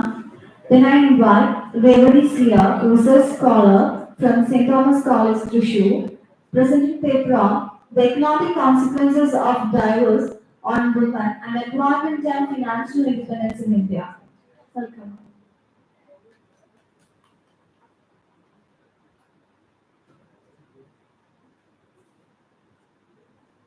Good afternoon, Madam present here. First of all, thank you for giving me the opportunity to present my paper here. So, my topic is the economic consequences of divorce on women's employment and financial independence in India. So, I'll briefly explain the research gap, research methodology due to lack of time. So first of all, divorce, we usually see it as a personal issue, or we look at it from a societal viewpoint. But it also has an economic consequences, especially for women, as it is related with their employment and economic independence. So usually, most of the studies are focused on the social aspects and psychological aspects of divorce. And globally, there are many studies on divorce, but in India, due to data limitation, the studies are very limited. So it is we cannot apply the global perspective here in India because India's societal attitude, everything is different. So a study on divorce is required due to the rising trend in divorce in India. Even though the divorce rate is low, the divorce rate is increasing due to change in societal attitude and various other reasons like urbanization, etc. So the study is relevant. So moving on to the objectives of the study. My study focus or it aims to analyze the impact of divorce on women's employment patterns. So it aims to explore how the marital dissolution affects the women's employment and how is employment related to the marital status. Second one is to compare employment and educational outcomes across marital statuses. The employment and education, how are they related? Especially not just related with divorced women, but those who are married and those who are never married. So their employment and educational attainment are compared. And third is to assess the financial independence among divorced women. So the how financially self-reliant the divorced women are, it is assessed. So moving on to the research methodology, the study is a descriptive analysis and it is based on secondary data. The data is collected from National Family Health Survey 5, which is the latest one. So the way I have analyzed it, as it is descriptive analysis, I have analyzed using tabular and graphical analysis. Moving on to the findings and implications. So first, we can see the marital status. We can see that never married and currently married women are more. So they contribute the largest group. And next is the never married women. And comparatively, divorced, separated, and deserted women contributes a very small percentage of the population. But how relevant it is to study this area is, even though the percentage is very low, it is important to study their issues because the economic challenges are severe and unique. So they need to be addressed. Usually the policies used to focus on the majority groups. So minority groups or the vulnerable groups are missed out. So the research-based innovative policies are required in order to address their issues. So we know sustainable development includes reducing gender disparity, inclusive policies. So in order to reduce it, the less touched area which is divorce is relevant in this aspect. So next is marital status and education of women. So we can see here that the never married women has the highest educational attainment with 12 or more years completed. At the same time, divorced, separated or deserted women is largest with the number of women, with the percentage of women who has no formal schooling. So when it comes to, so it means that it is seen that more divorced or separated women are having less formal educations. So it is so how it is relevant because when the educational attainment is very low, it will be difficult for them to get a stable employment, to get a formal employment, to get a high salaried employment, which affects their financial independence, which is my third objective. So financial independence will be affected because they will be, these divorced or separated women will be able to survive, but not to thrive or contribute to the society or to the economy as a whole.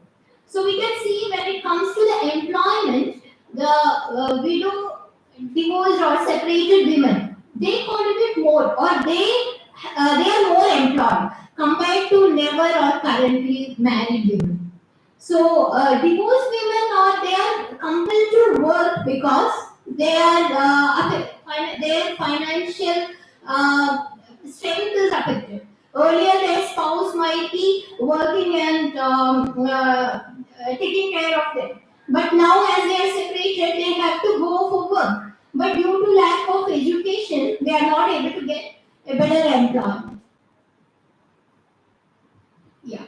So overall, my study found that the post-marital dissolution, more women enter into the workforce, but they has challenges like low education level, limited access to skilled employment, etc. So even though they have higher employment rates, it doesn't reflect the economic empowerment because it is a necessity for them to work, not a chance.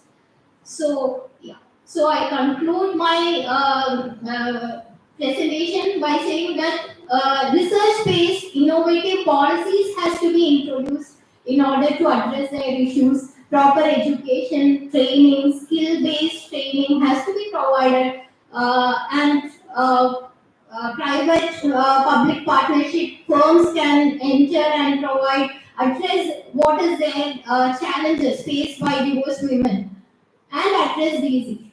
So, thank you.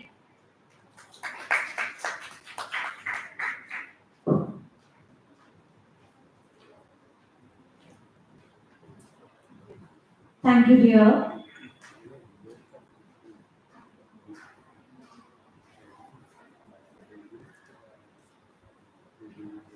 Then I invite Parvati G, research scholar from St. Thomas College, Trishur, presenting paper on Accessing the Dynamics of School Education in India, Trends, Transitions and Key Challenges. Welcome.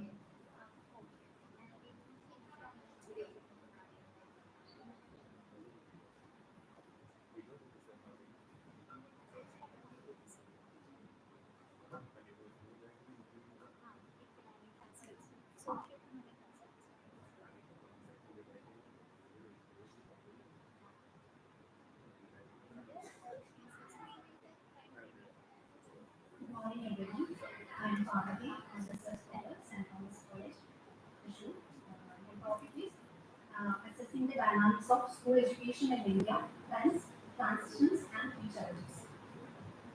So, as a small background of the study, we know that India has made significant improvement in school enrollment, both at primary and upper primary level, and also growth enrollment ratio for the primary education has reached even the universal levels. These are the improvements we have made over the years, and these are driven by initiatives such as Sarva Shiksha Abhiyan and Right to Education Act. Recently, we know that new education policy has been introduced. The new education policy 2020 outlined several reforms aimed at enhancing the quality and inclusivity of the school education, mainly focusing on childhood education, curriculum reforms, and strengthening the vocational education. So the data from UDISC 2023 indicate that the number of schools in India has increased steadily, reflecting government's commitment to expanding educational infrastructure. However, despite these efforts, the challenges persist in terms of disparities in enrollment rate, high dropout ratio, and low retention rate, especially at secondary level. When it comes to research gap and research problem, despite the extensive body of literature on school education in India, significant research gap exists regarding the recent trends in key educational indicators such as gross enrollment ratio, gender-wise gross enrollment ratio, dropout ratio, retention rate, transition rate, infrastructure facilities, etc. So when it comes to research problem, our research problem focus on the need for a comprehensive analysis of recent trends in key indicators of school education in India.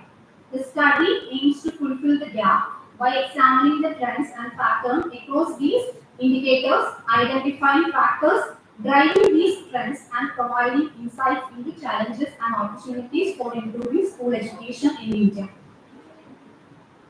We have already mentioned the objectives, but again, the objective of the study is to analyze the recent trends in key indicators of school education in India, including enrollment, gross enrollment ratio, dropout rates, retention rate, transition rates, pupil-teacher ratio, and infrastructure facilities. When it comes to methodology, the study is based on secondary data collected from Unified District Information System for Education, Ministry of Education, Government of India. And the study employs a descriptive method to analyze the trends over time and compare the indicators across different years to highlight the progress made and the challenges ahead that we need to tackle immediately.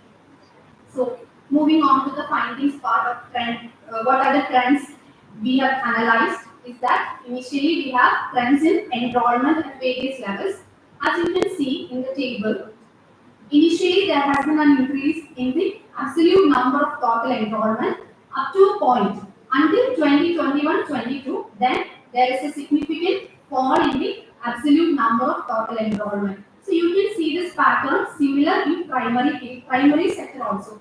There has been an increase, then after a point there is a reduction. When it comes to upper primary and secondary education, the rates are more or less stable, even though the growth rate is negative. When it comes to higher secondary education, you can see that the standout trend here is there is a positive growth ratio or percentage growth change over the years. You can see that the positive percentage change is 6.27%.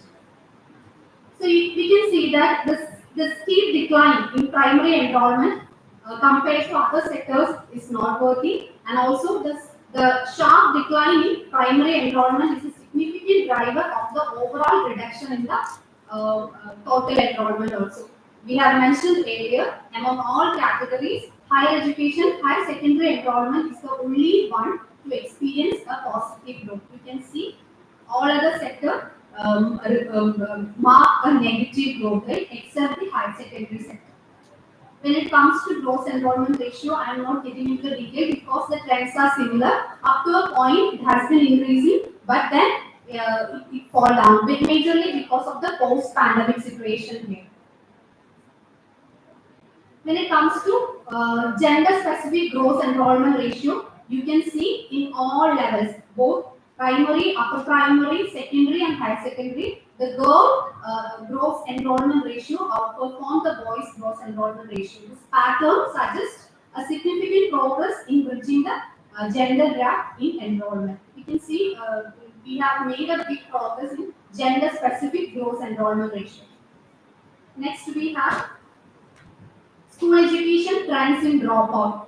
Dropout rates are a major factor that we can analyze the trends and the patterns of school education in India. We can see in primary and upper primary level, the dropout rates are fluctuating. But again, after a point, it shows a increasing. Even though it has been fluctuating, there is an increasing trend. When it comes to secondary dropout rate, there is a decrease, but the digits are really high. That is a significant concern for Indian school education. When it comes to transition rate, you can see there has been a decrease in the transition rate.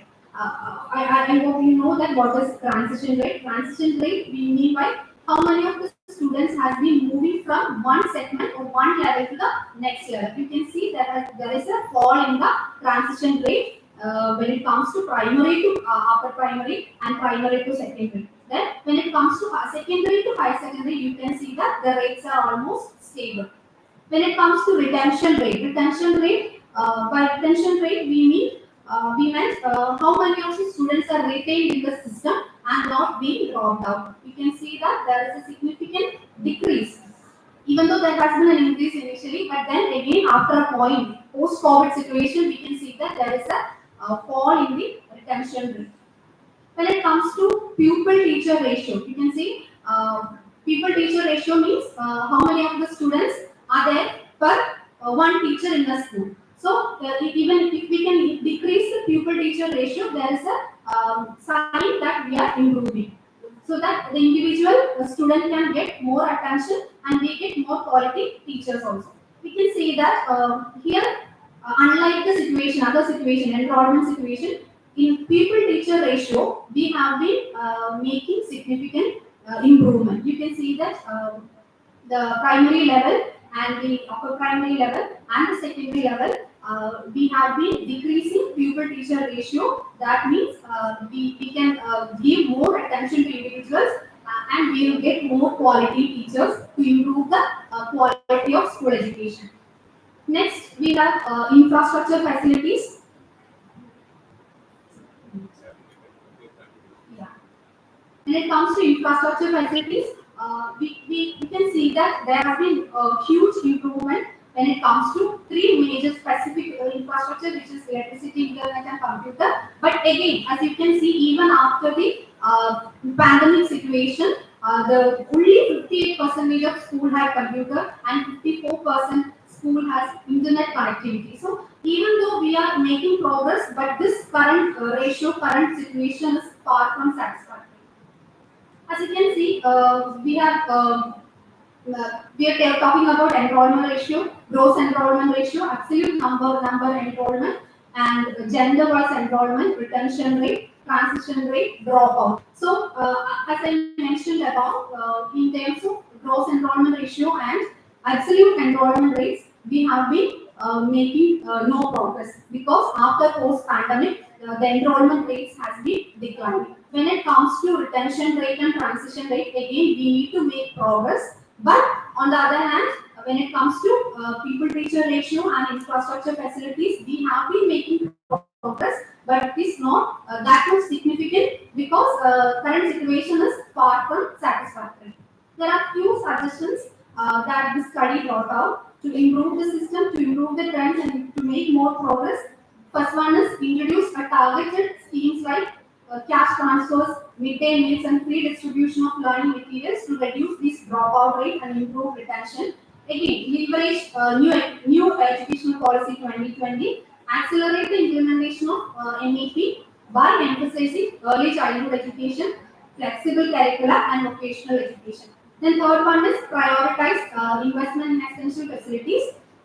And the fourth one is expand the use of digital tools and internet-enabled learning platforms to supplement traditional teaching methods. And finally, implement rigorous teaching training programs to ensure skill enhancement and subject expertise. Additionally, address the shortage of qualified teachers. That's all about my presentation. Thank you so much.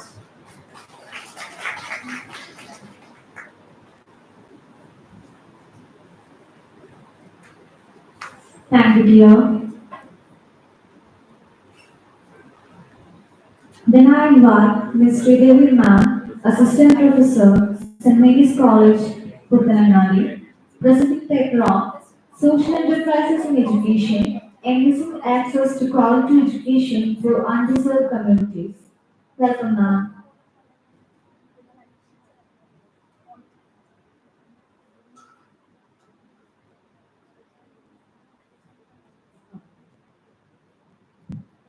Respected dignitaries, scholars, and students. My topic is social enterprises in education, enhancing access to quality education for underserved communities. To introduce my topic, social enterprises are playing an increasingly vital role in addressing the education gap faced by underserved communities. By combining business principles with a social mission, they are innovating to create equitable access to quality education, fostering sustainable change, and empowering individuals to reach their full potential. The study is focusing on education enterprise for promoting equality in society. Social enterprises in education, the word shop, closed shop, World Economic Forum. Entrepreneurship and education are two such extraordinary opportunities that need to be encouraged and interconnected if we are to develop the human capital required for building the societies of the future. And Harvard Business Review reveals it is not about the fame, glory, or money, it's about building products that transform the world and drive humanity forward.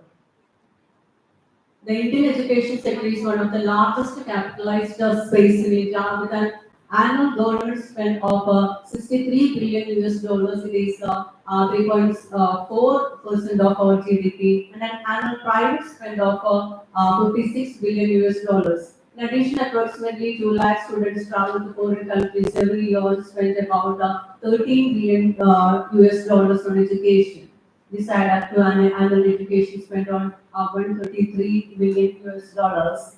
The largest number of youth population in the world, Indian education sector is highly viable and promising. The sector is beginning to demand larger involvement of social enterprises and requires enhanced public-private partnership models across the country. The challenges faced by underserved communities, when many underserved communities grapple with limited resources, leading to inadequate infrastructure, insufficient funding for learning materials, and a lack of qualified teachers. This often results in severe learning environments and inadequate access to quality education. Moreover, systematic barriers such as poverty, discrimination, lack of parental involvement exacerbate these challenges. Children in underserved communities often face cultural and linguistic differences, creating additional barriers to learning. The role of social enterprises in education. Social entrepreneurs are agents of positive change. Objectives are to study how social enterprises collaborate with governments, NGOs, and private organizations to achieve their educational objectives. To examine the specific education needs and expectations of underserved communities and how social enterprises address them. To analyze innovative models and strategies used by social enterprises to address barriers to education. To explore the contributions of social enterprises in improving access to quality education in underserved communities. Methodology, both the primary and the secondary data are utilized here. For primary data, interviews of educators, students, parents. Then the secondary method of collecting data through reports on the impact of social enterprise on education, your children, and youth provided by quality and equal education through the means and initiatives of social enterprise. Significance of the research is to shed light on the importance of drivers to change other than the usual public and how can inequality in education in developing countries be tackled in unorthodox way compared to regular state interventions, non-traditional education versus regular public schools. Early childhood education is possible when there is social enterprise is active, focusing on early childhood development and providing high quality preschool programs to lay a solid foundation for learning. Skill-based training are also provided by the social entrepreneurs. The scope of the study, there are tailored approaches and there are developed personalized learning programs. Then community engagement, innovative models of social enterprise in education, after school programs, providing supplemental academic support, enrichment activities and mentorship opportunities to bridge the learning gap. Improving learning outcomes through technology-enabled solutions. Okay.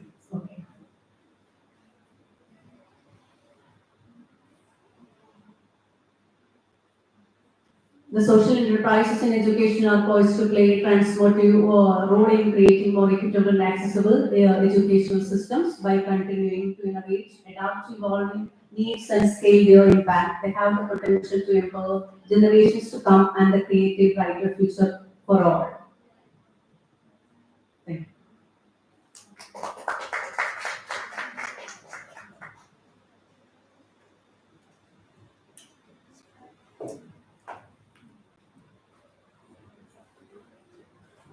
Thank you, ma'am. Then I invite Anaka Jujo, research scholar from College of Corporation Banks and Management, Velankara, presenting paper on Mission for Integrated Development of Horticulture and Dynamics in Ornamental Plants Export of India. Welcome.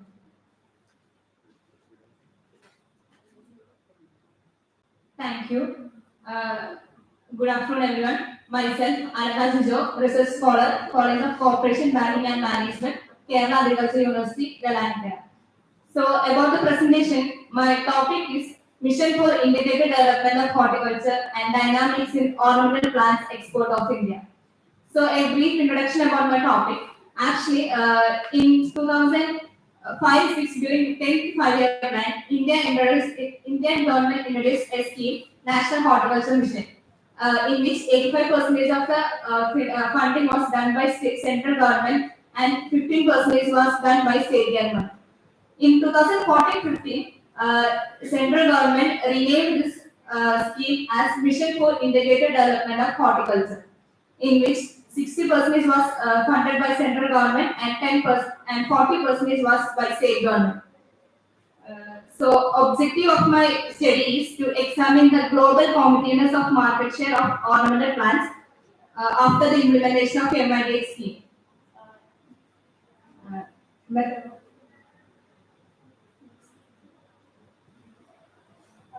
So the data analysis tools I used are market share index, percentage method, revealed comparative advantage theory, compound average growth rate, expert product dynamic, and priority test.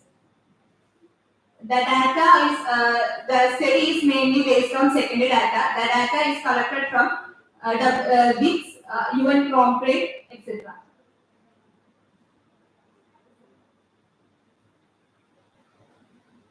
So this is a graph showing export share of Indian ornamental plants, in which in 2008 there is a decrease in the percentage. It was because of the world crisis which was affected in all the countries. So about country-wise export of Indian ornamental plants, that is before MIDX scheme, that is during the period of 2005-6 to 2013-14. Notable export destination countries were USA, Japan, UK, Netherlands, Germany, and UAE. The year 2007 marked the highest export rate of 64.43% of Japan. After the implementation of MIDX scheme, that is from 2013-14 to 2020-23, the UK, USA, PR, and USVI were the countries imported a large portion of ornamental plants. Recently, UAE and Singapore has also entered the market. This is a graph of global competitiveness of Indian ornamental plants export. This is found using the method revealed comparative advantage theory. So in this graph, Colombia stands the highest, which means that they have a high comparative advantage for ornamental plants. India's state is below 1%, below 1. This scale usually means that if the value is greater than 1, the country is have a good comparative advantage for the product. If the value is below 1, the country is disadvantaged of exporting that product. This is market share index. In this, the 4 major countries chosen are the in which India export the most ornamental plants. In this graph, Malaysia stands highest. That means India export most of its products to Malaysia. Then Singapore, UAE, and US. Expert product dynamics. It is a method in which there are 4 quadrants: rising star, falling star, and 2 more other quadrants are there. So in this, we have chosen 4 countries which has most exporting the ornamental plants. So USA, UAE, Singapore, Malaysia is the most exporting countries in case of ornamental plants. So when I conducted impact assessment using priority test, before the implementation of MIDX scheme, the mean value was 38,386.16, and after the implementation of MIDX scheme, it was 20,1875.70. So the difference in the mean is that 163489.4. It indicates that there is a change, a good increase in change after the implementation of MIDX scheme. So the findings of my project are: India faces severe competition in ornamental plants export from countries like USA, UAE, Malaysia, and Singapore. The export of ornamental plants from India increased in 2014, and thus share of Indian ornamental plants in global market also increased. Revealed comparative advantage of India is low. That means that in our country, though the export is increasing, our country is still disadvantaged on the of that product. India is showing a growth in its export of ornamental plants and high demand is seen in importing countries for Indian ornamental plants.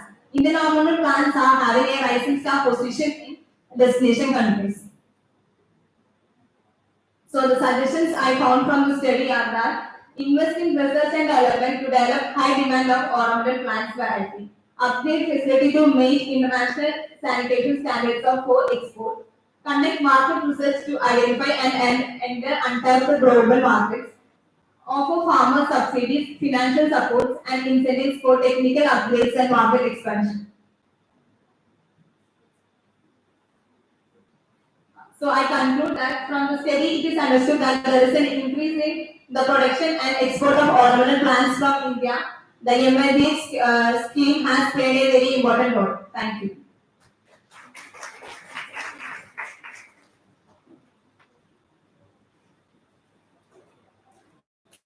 Thank you, dear. Then I invite Shahana KS, research scholar from College of Corporation Banking and Management, Valankara, presenting paper Constraints Faced by Players in Branded Rice Market. Welcome. Thank you. Good afternoon to all. I am Shahana, PhD scholar from College of Corporation, Banking and Management, Kerala Agricultural University. So here I am going to present my research on the title Constraints Faced by the Players in Branded Rice Market of Kerala. Without wasting time, I am going to the statement of the problem. Rice is a staple food of Kerala and the branding of rice is important for its value addition and marketing. So from the newspaper and all we can notice that the paddy farmers are facing many problems in our rice market. At the same time, as per the Kaladi Rice Millers Consortium, it can be noticed that from the year 2020 onwards, many of the rice mills was closed down. So after reviewing the literature, it can be noticed that there are only few studies which are concentrating on the marketplace of branded rice. So to fill this research gap, the study was conducted. So the objective of the study is identifying the constraints faced by all players involved in branded rice market of Kerala. So move on to the methodology. The major market players of branded rice was analyzed. It includes farmers, cooperative society, private rice manufacturers, wholesalers, retailers, and consumers.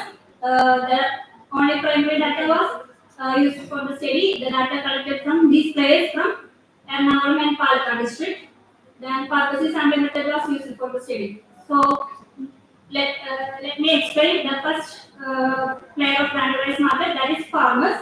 The farmers are facing high cost of inputs as major production constraint and delay in procurement and payment from supplyco. Also the procurement and marketing constraint from the year 2009 to 2023. The farmers are selling their paddy to supplyco with a higher price, that is MSP. But as we all know that the financial crisis faced by the government leads to the delay in procurement and paddy from farmers. So the farmers are compelled to sell their produce at the lowest price to the open market, that is the private rice manufacturers. Then the communication gap between the institutions and farmers was a major institutional constraint, especially the communication gap with the farm producer companies, which means that Parshagarams and Krishibhavans especially. Then the lack of adequate subsidy from government was another financial constraint faced by them. Then the next player is rice manufacturers. It includes both cooperative society and private rice manufacturers. The private rice manufacturers were facing high transportation costs and difficulty in meeting the regulatory and quality standards for branded rice. Then the cooperative society was struggled with the lack of transportation facilities and they have limited technology for processing the branded rice. Next. Then the price volatility and high international trade barriers was the another marketing and institutional constraint faced by both private rice manufacturers and cooperative society. Then another financial constraint faced by the private rice manufacturers and cooperative society was high capital investment. Then regarding the export constraint regarding the export constraints, strenuous documentation and procedures implemented by the government was the export constraint faced by the private rice manufacturers, and this same thing, that same thing that hindered the non-exporters to enter into the international market. Coming to the constraint faced by the wholesalers and retailers, the lack of demand for branded rice was the major constraint faced by them, and high price of the branded rice was the constraint faced by the consumers. Let me conclude my presentation that the farmers can improve their technology and mechanization with the help of Kerala Agriculture University and the engineering department, and there is also a suggestion that the farmers can form the farmer producer company to start their own branded rice in the market. The cooperative society can introduce their share of their society to the consumers, share to the members at a higher price, and they can manage their financial constraint as well. Then the rice manufacturers can introduce many different varieties of rice and different types like organic rice, fortified rice to get the attention or demand, higher demand from the consumers. By this, let me conclude my presentation. Thank you.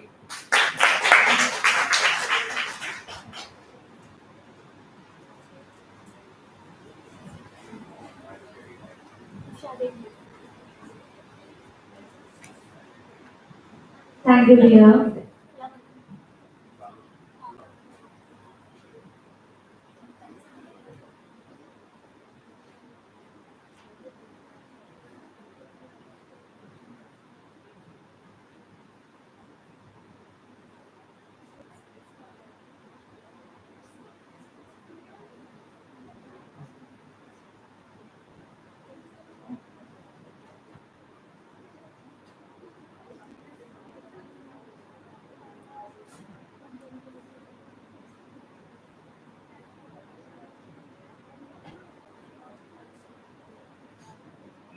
Now I invite Sneha S. Joseph and Kartika Dilip, PG students from Vimala College, Thrissur, presenting paper on Sustainable Water Use, Innovative Conservation Practices and Home Routines in Thrissur Corporation.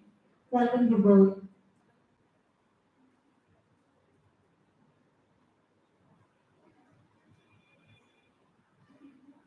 Good afternoon, everyone. We are from Vimala College. I am excited to be here today to present our paper on sustainable water use, innovative conservation practices, and home routines in Thrissur Corporation. We are well aware about the importance of water conservation. Water is essential for all the living beings on Earth. So this study aims to bring the significance of preserving water in our home and our day-to-day life. Moving on to the key objective of our study, that includes to identify the existing water conservation practices adopted by households and to evaluate the awareness of various water conservation practices among them. Moving on to the methodology part, an online survey was utilized questionnaires was conducted to gather information. Households in Thrissur Corporation is the population. We use a random sampling method to collect data. For the analysis part, move on to Sneha.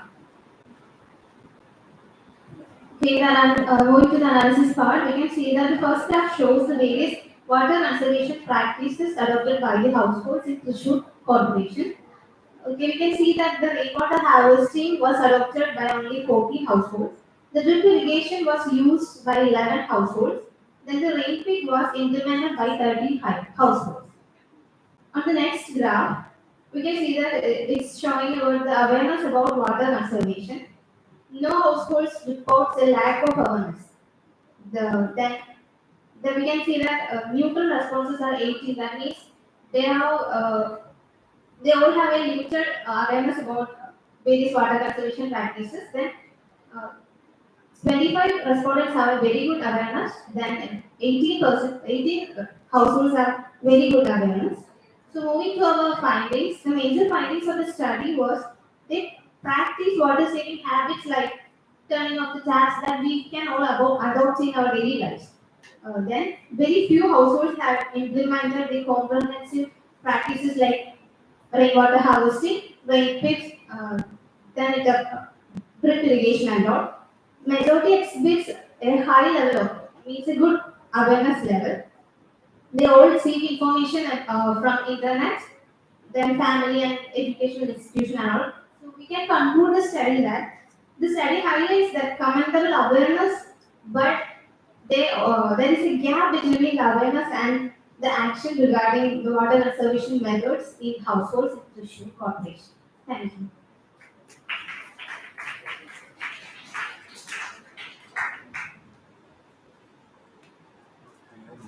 Thank you, dears. Moving to the last paper presentation of the section, I will invite Ms. Bibin Prabhulim, ma'am, Assistant Professor from Srinarayana College, Natika, presenting paper on Development of Tourism in Kerala. Welcome, ma'am.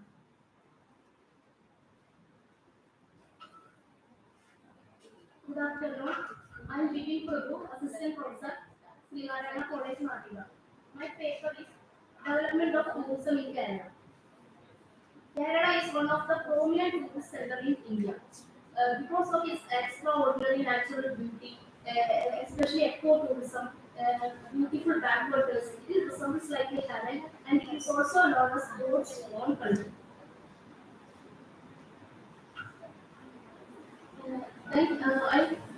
The following are the objectives of this paper. One, to identify the various tourism centers in Kerala. Second, to analyze the role of tourism in the development of Kerala.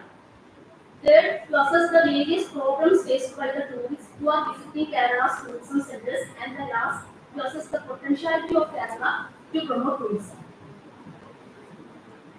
First, we can introduce the famous tourist centers in Kerala. Famous hill stations in Kerala.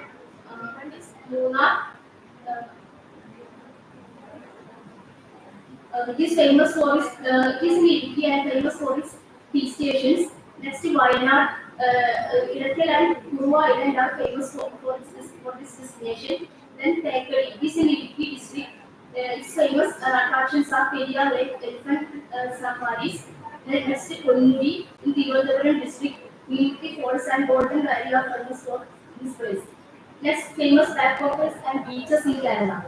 One is Alappuzha backwaters. It is known as the Venice of the East. Kayaking, canoeing, etc. are the famous activities of these backwaters. Next, Kumaragam backwaters. It is in Kottayam district. Greeneries, mangrove forests, etc. offering ecotourism in this locality. Next, Ashlamti backwaters in Kollam district. Kovaram beach in Thiruvananthapuram, Varkala beach. It is also famous for Papanasi beach. That is washing away sins, taking a dip in waters near free one's soul. This is a belief of this locality. Next, famous waterfalls in Kerala. One is Adirapalli. Next, Vadachal. Meemutti waterfalls, Wayanad, surrounded by lush green tea plantations. Next is Sujipara waterfalls. It is in Wayanad. Because of its needle-like rock formation, this is known as Sujipara waterfalls. Next, famous wildlife sanctuaries. These are Periyar Wildlife Sanctuary, Irattal National Park, Silent Valley National Park. Next, last famous pilgrimage destinations. These are Shalimala Temple and Guruvayur Temple. Next, the role of tourism in the development of Kerala. First, revenue generation. Tourism contributed 10% to Kerala's GDP. So it is a thriving industry in our economy. Next, employment opportunities. 7 lakh employments generated. That is 10,000 persons per year. Employment opportunity in this sector. Next, foreign exchange earnings. Gold is a significant contributor, but it declined in 2019 to 2021 due to COVID pandemic phase. Next, promotion of local industries. Tourism sustains traditional art forms and crafts, and Kerala is a global hub for Ayurvedic treatment and wellness tourism. Next, cultural preservation and promotion. Kerala encouraged preservation of traditional art forms like Kathakali, etc., and temple festivals, religious tourism, and maintenance of historic sites were also promoted. Another is infrastructure development. Development of airports, railways, etc. Improvement in hospitality infrastructure, investment in waste management, etc. Promote tourism in Kerala.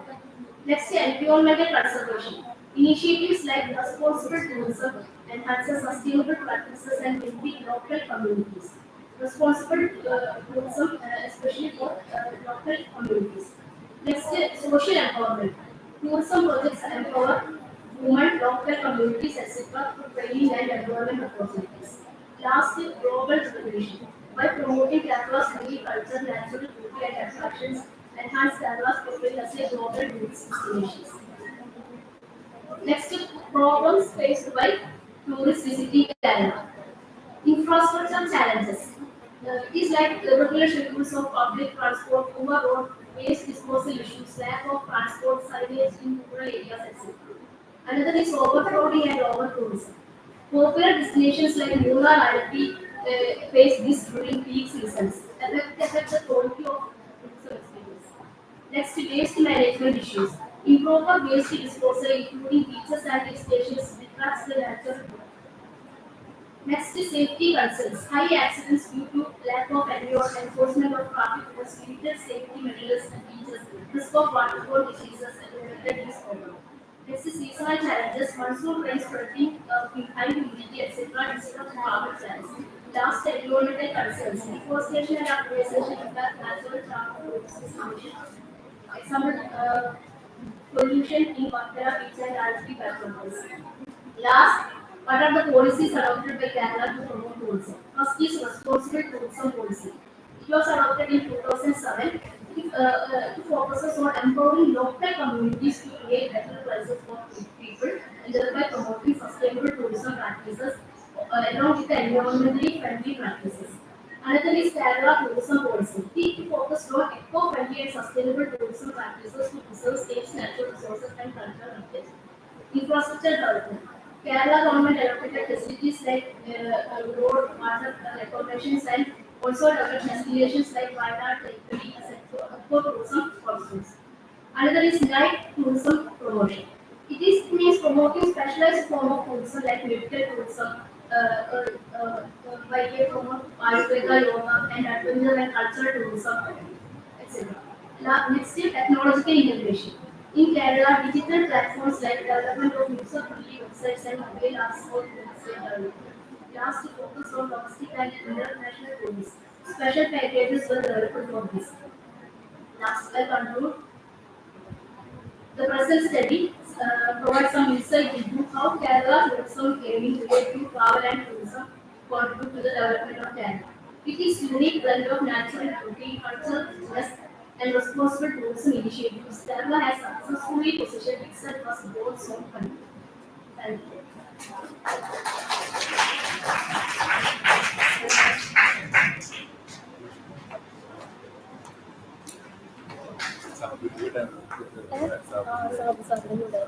Thank you, ma'am. So now I invite Chato sir to give an overview of today's session.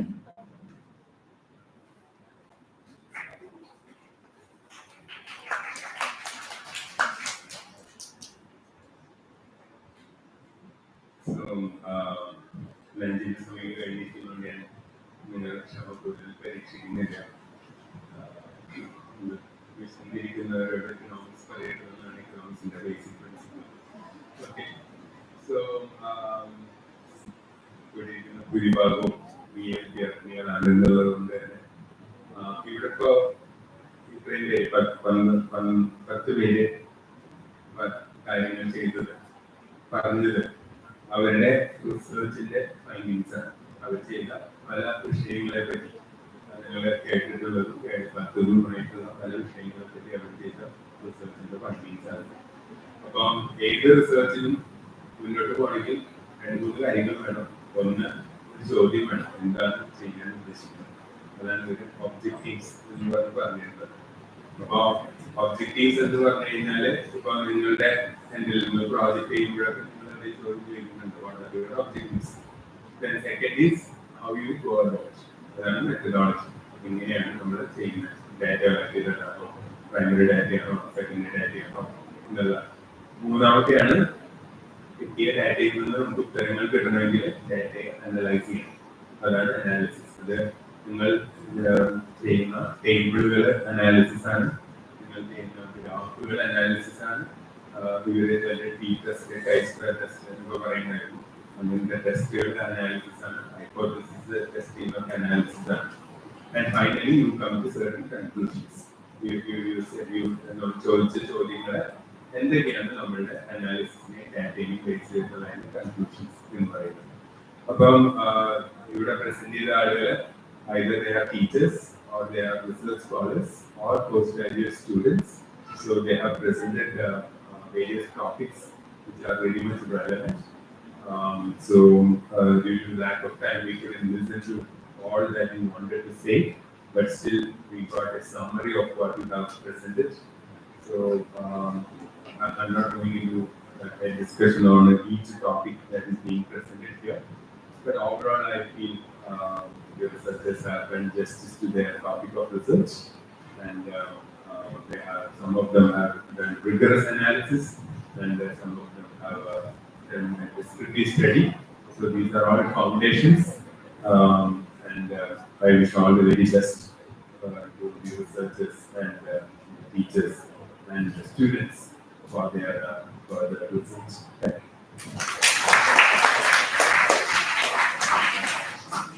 Thank you, sir. So we are winding up today's session here. So for the delegates, we have arranged the floor in the corporate block, so you can have from there. And after having your lunch, all should be there in the auditorium at sharp 12 p.m. We have the inaugural section on that time. So thank you all.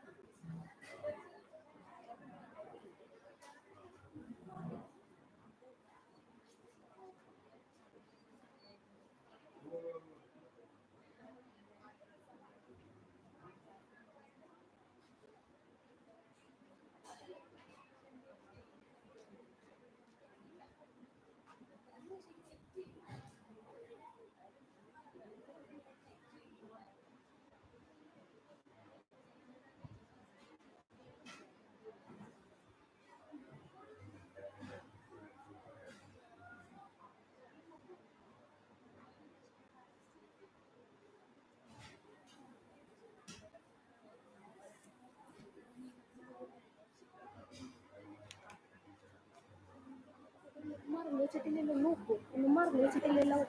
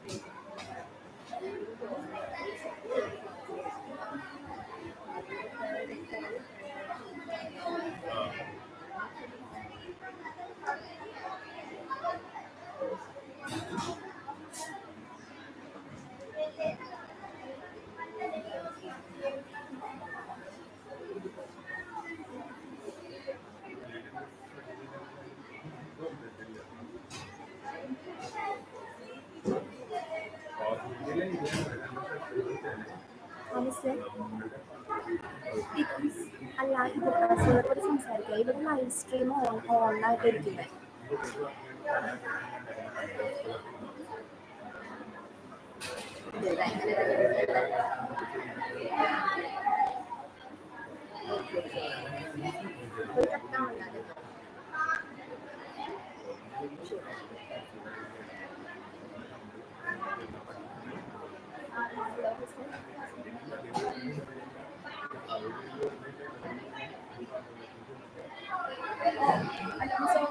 ഞാനിപ്പോൾ സാറിനായിട്ട് ലാപ്ടോപ്പിൽ പോകണല്ലോ, സാറിനോട് സംസാരിക്കുന്നു.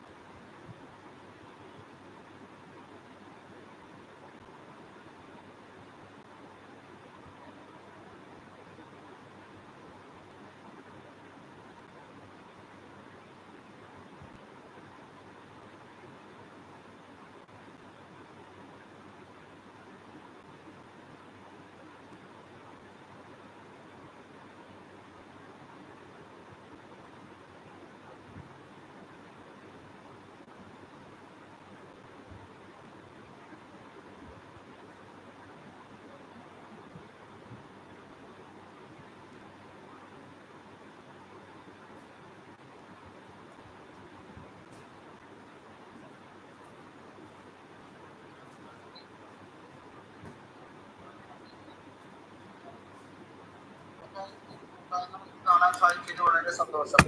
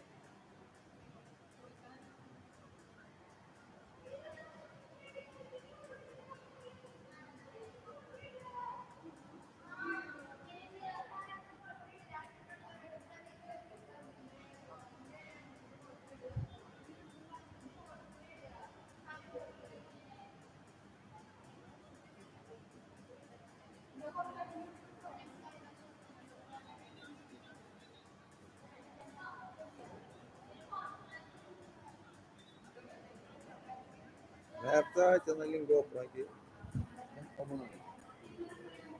Wifi full range ആണല്ലോ, പക്ഷേ സ്പീഡില്ല. വന്നാ ശരി വന്നാ ഇതിൽ വൈഫൈ ആണല്ലോ.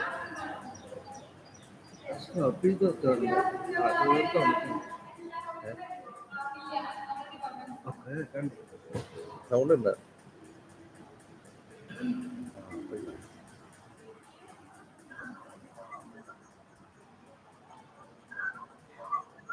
Hello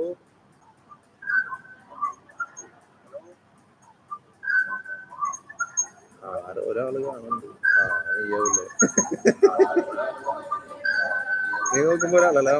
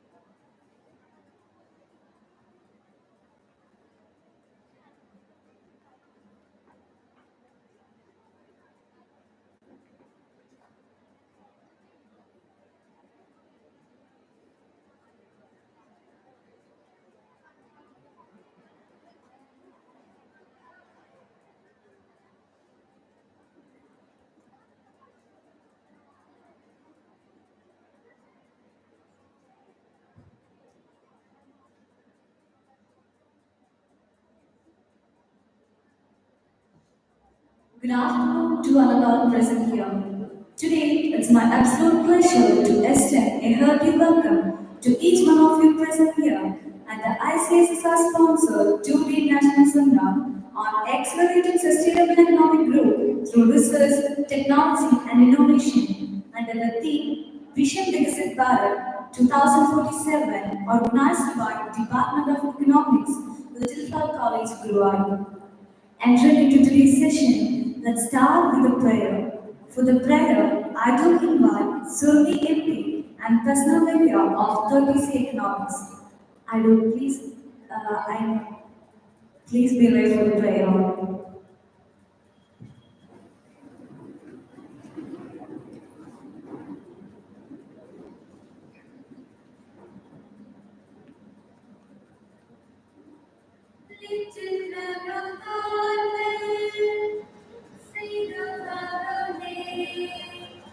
Lovingly we come to you to lend you little way. Jesus in Mary, do not turn away. Drop down just one little rose, the rose we need to read, the rose we need to read. Jesus and his mother smiled on you from birth. Now you spend your heaven into him good honor. Jesus and Teresa, do not turn away. Drop down just one little rose, the rose we need to live, the rose we need to live.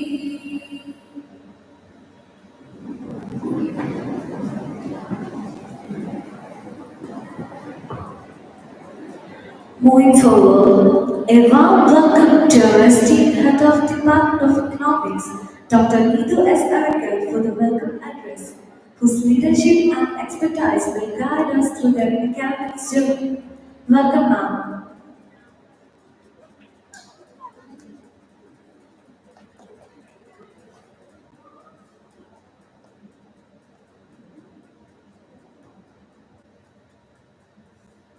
Good afternoon, ladies and gentlemen, respected dignitaries, esteemed speakers, and dear participants. On behalf of Department of Economics, Little Flower College, Guruvayur, it gives me immense pleasure to welcome you all to the ICSSR sponsored 2-day national seminar on accelerating sustainable economic growth through research, technology, and innovation on the visionary theme of Vision VIKSIT Bharat 2047.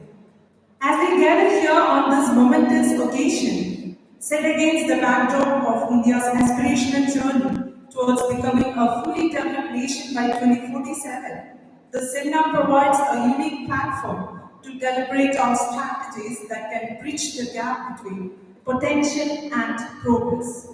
Together, we will explore how cutting-edge research, transformative technology, and innovative solutions can propel our nation towards inclusive and sustainable development.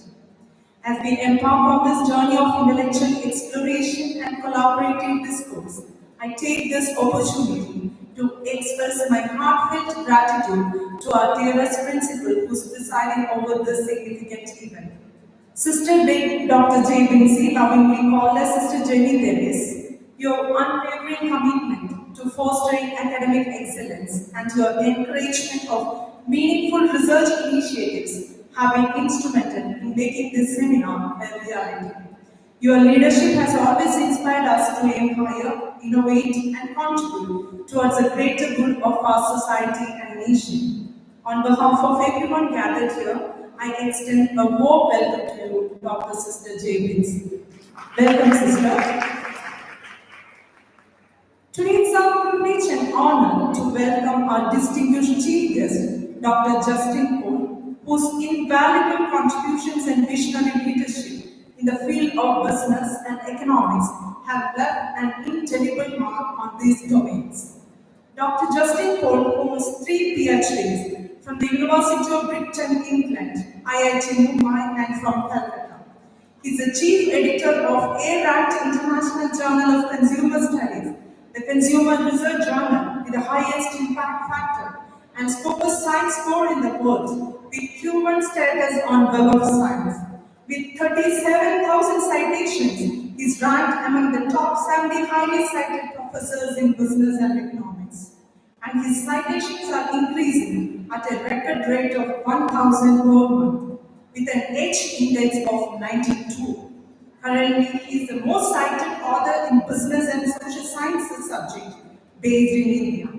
A former faculty member in the University of Washington, he serves as a provost and dean of NMIMS Mumbai and as professor of MBA and director research at the University of Puerto Rico, USA, with a 3-year visiting professorship at the University of Reading, England. He has also served as MBA director at Nagoya University, Japan, and as department chair at IIM Indo. Dr. Paul introduced the Mass Teach model and measure for branding, the CPP model for internationalization, the SPAR framework for small firms, the 7P framework for international marketing, ADO TCCM frameworks, and the SPAR for ACCELERATNG protocols for literature reviews. And all books such as Business Environment, International Marketing Services Marketing, Export Import Management, Management of Banking and Financial Services by McGraw-Hill, Oxford University Press, and Pearson respectively. He has been an associate editor with the Journal of Business Research, European Management Review, and European Management Journal. Originally from Kerala, we are proud that you are from Kerala. He is an author of over 200 articles in SSCI, the Web of Science journals, and he has over 75 papers in A or A-star journals on the ABDC list. He has visited over 90 countries and 500 universities for speeches. He transformed. I'm not going into the length of this introduction because it is going lengthy. No words more to describe about it. Dr. Justin Paul, your presence here adds immense value to this seminar. We are eagerly looking forward to your insights on how to leverage innovation and technology to achieve sustainable economic growth. With this, it's my honor to welcome you, sir, Dr. Justin Paul, to this gathering. Please join me in giving a warm round of applause as we welcome you, Dr. Justin Paul. Welcome to Little John College, sir. I'm delighted to extend a warm welcome to Dr. Sitara K. Udubil, the respected head of the Department of Botany.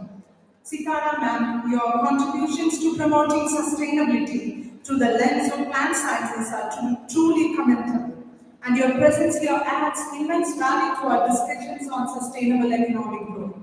It is with great pleasure I have invited you to felicitate our distinguished guests. A warm welcome, Sitara ma'am. It's my pleasure to acknowledge and welcome the enthusiastic participation of the youth who play a pivotal role in shaping our future. In this regard, I feel happy to welcome Ms. Arya Pilar of 3rd BA Economics, the dynamic student secretary of Economics Association Economica. Welcome, Arya. Your role as a bridge between the student community and academic initiatives like this seminar underscores the importance of youth-driven energy and innovation in realizing our collective goals. Welcome once again. My heartfelt welcome to the visiting faculty, research scholars, and postgraduate students from various institutions who have joined us for this important seminar. Each of you brings with you unique perspectives, expertise, and enthusiasm which enrich the discourse and elevate the quality of our discussions. We are truly honored to have all of you with us, and we hope this seminar provides you with insightful experiences, fruitful interactions, and meaningful takeaways. Once again, a warm welcome to each one of you, and we look forward to your active participation over the next 2 weeks. To the esteemed staff members of our department, your unwavering support, meticulous planning, and collective effort have been the backbone of this seminar's successful organization. Your tireless contributions, often behind the scenes, ensure that platforms like this become a reality. On behalf of everyone gathered here, I express our deepest gratitude to all my dear staff members. A special and heartfelt welcome goes to the bright and dynamic students of our department. Your presence here today reflects your curiosity, eagerness to learn, and commitment to engaging in meaningful discussions about the future of our nation. You are the torch bearers of innovation and progress. Once again, we encourage you to make the most of this platform. Once again, we make an active engagement in this seminar. I also welcome the students from the Department of Human Resource Management and Commerce to this session. Together, once again, a warm welcome to each and everyone. Thank you.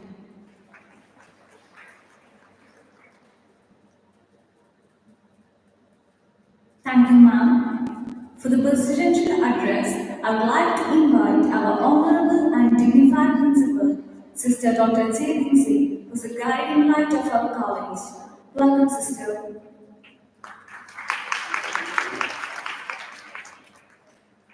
Good afternoon, honorable present here. Respected Chief Guest, Dr. Justin Paul, Dr. Needu S. Harakal, Head of the Department of Economics, Dr. Sithara K. Urumbil from the Department of Botany, and Ms. Nadia Pia, Association Secretary of ECNOMIC, and other delegates from other institutions, my fellow faculty members, and my dear students. It is my privilege to address you in this inaugural session of the Icssr sponsored national seminar on the topic Accelerating Sustainable Economic Growth through Research, Technology and Innovation. It is indeed a moment of pride and honor for our institution to host such an intellectually enriching seminar that resonates with the present needs of the society and also the global economy. At a time when nations worldwide are striving to balance economic development with environmental sustainability, research, technology and innovation stands as the pillars of this transformative journey. I take this opportunity to extend my heartfelt thanks and appreciation to the Chief Guest, Dr. Justin Paul, and the esteemed delegates from other institutions who have joined us today. Your presence here adds immense value to this seminar. I am confident that the insights shared by our eminent resource person and the vibrant exchange of ideas during the session will inspire innovative solutions and spark meaningful discussions and collaborations. I also express my gratitude to the Icssr for sponsoring this seminar and supporting initiatives that contribute to national building. A special word of appreciation goes to our organizing team for their dedicated efforts in planning and executing this event. To our students and young researchers present here, let this seminar be a reminder of the immense potential within each one of you to drive change. As we move forward with today's discussion, let's keep in mind that sustainable economic growth is not merely a goal but a shared responsibility. Together, through research, technology and innovation, we can redefine what progress means and ensure a brighter, sustainable future for all. With this, I extend my best wishes for fruitful discussions and impactful outcomes. Thank you all. May God bless you.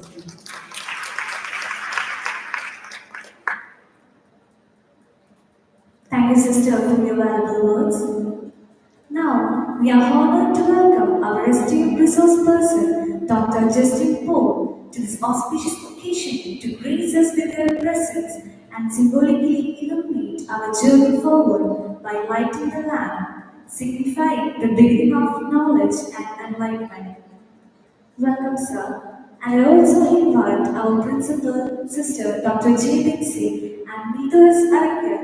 Head of the Department of Economics, and all other faculty members of Economics to this auspicious occasion.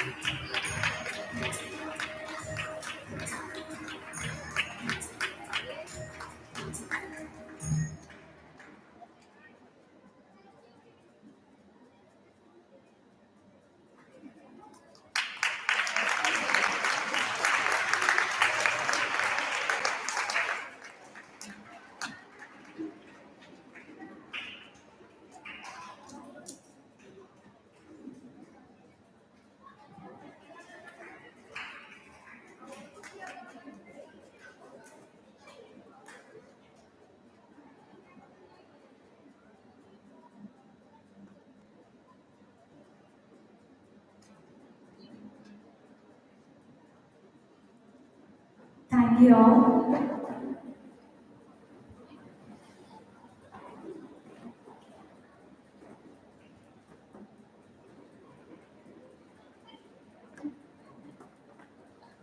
Now, for the inaugural address, I now invite our esteemed chief guest, Dr. Justin Paul. Dr. Justin Paul holds 3 PhDs from the University of Britain, England, IIT Bombay, and from Calcutta. He is the chief editor of A-Rank International Journal of Consumer Studies, the consumer research journal with the highest impact factor and score in the world with QI status on Web of Science. With esteemed pleasure, I invite Dr. Justin Paul sir for the inaugural address. Welcome, sir.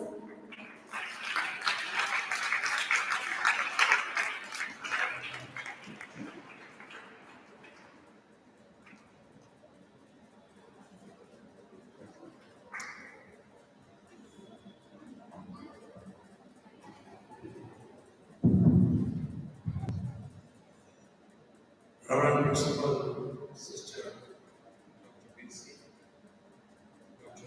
ACCELERATNG, dignitaries on the dais, and dear students. It's an honor for me to be here at LF College, Guruvayur, to inaugurate this seminar on an important topic. We live in a smart world. Smart has become a synonym for almost everything that we do in our life. This is an era of smartphones. This is an era of smart watches. This is an era of smart people. And this is going to be an era of smart cars. Everything about smart. Have you ever thought about the real meaning of the word smart? Do you have some non-smart products these days in your life? Advancements in technology and digital transformation have resulted into profound changes in our life, in society, in economy, and in the world, and in India too. So a lot of changes have taken place during the last 10 years. Every day or every month, every year, we are actually going through a revolutionary world which is actually giving new products, new brands, and everything new in different ways. If you look at ChatGPT, the new gen AI-based solution for a lot of things. ChatGPT is revolutionizing our life and our business and our economy in different ways these days. And AI-based solutions, a lot of AI-based solutions. When we talk about the theme of this conference, we can try to link with innovation, technology, and economic growth in the country as well as in the organizations in different ways. India has overtaken China as the most populous country in the world. India has the potential to achieve the status of a developed country, what is called as VIKSIT BHARATH, on the basis of economic growth, sustainability, dedication, determination, and high quality education. It is important to groom knowledgeable human resources in an organization, in a college, in a country. This requires best management practices, and it requires a lot of thought process and mission in every organization. A lot of planning is required as well.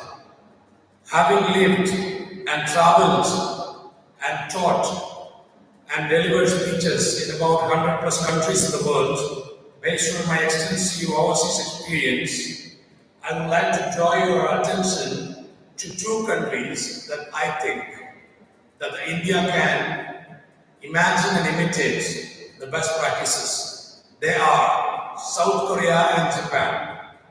I've been living in America for almost 13 years or 14 years, and I live in Japan for about 4 years. And I used to travel to South Korea very frequently, and my brother lived in South Korea for 4 years. And I went to South Korea 5 times. Based on all those experiences, I've been also going to Europe frequently, did my PhD in England, and I've been a visiting professor in many European university countries. Next week also I'm going to Barcelona, Spain, and I have a lot of interactions with people from different countries. And based on that, I would like to share my experience with South Korea and Japan to give you some real insights about what Indians can derive from them, or are there some insight that people like you sitting here can learn from South Korea and Japan? How did they achieve the status of a developed economy? South Korea was a developing country in 1970s, and it was a very average economy, and South Korea achieved the status of a role model country with technology and innovation. South Korea used to have low income level and relatively low quality of life in 1960s and 1970s. However, they achieved the status of a real developed economy, officially classified by World Bank and IMF as an advanced economy, because of several reasons, and out of that I would like to talk about 3 reasons. I visited top 3 universities in South Korea. The first one was Korea University located in Seoul. I was invited as a keynote speaker of ACCELERATNG conference held at Korea University in 2022. My speech venue was an auditorium like this or bigger than this, and it is named as LG Hall or LG Auditorium. You might know about LG. You might be using LG fridge or LG TV at home. LG is popular in this country as a brand. This is a Korean brand, LG.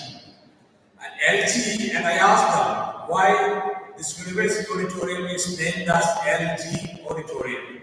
And professors told me it's because LG sponsored this auditorium.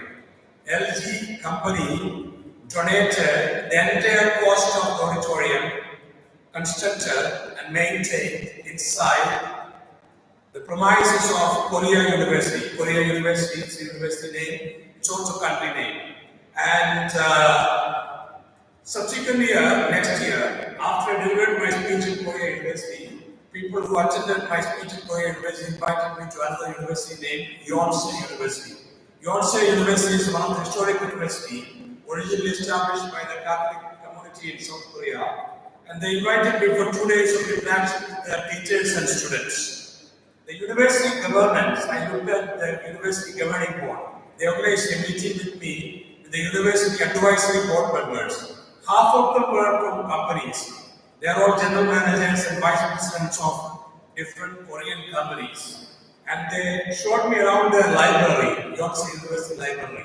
I was curious, the fantastic library I have ever seen in the world. High-tech library, everything high-tech. And I also looked at the name of the library. They have printed a very big brochure and also a marble-based name, and it says Yonsei Samsung Library. Again, I was curious to ask them why it is known as Samsung Library, and they told me every year Samsung sponsors 50% of the expenses of library, including the salaries of library staff members come from Samsung. Samsung is a Korean conglomerate company, and you might be having Samsung phone, and Samsung works very closely with Yonsei University. And Samsung sponsors 50% of Yonsei University library. And how many universities and colleges in India have this kind of academic industry partnership? Very few. Maybe IITs, that's it. More than that, no institutions in this country have that kind of collaborations with the companies.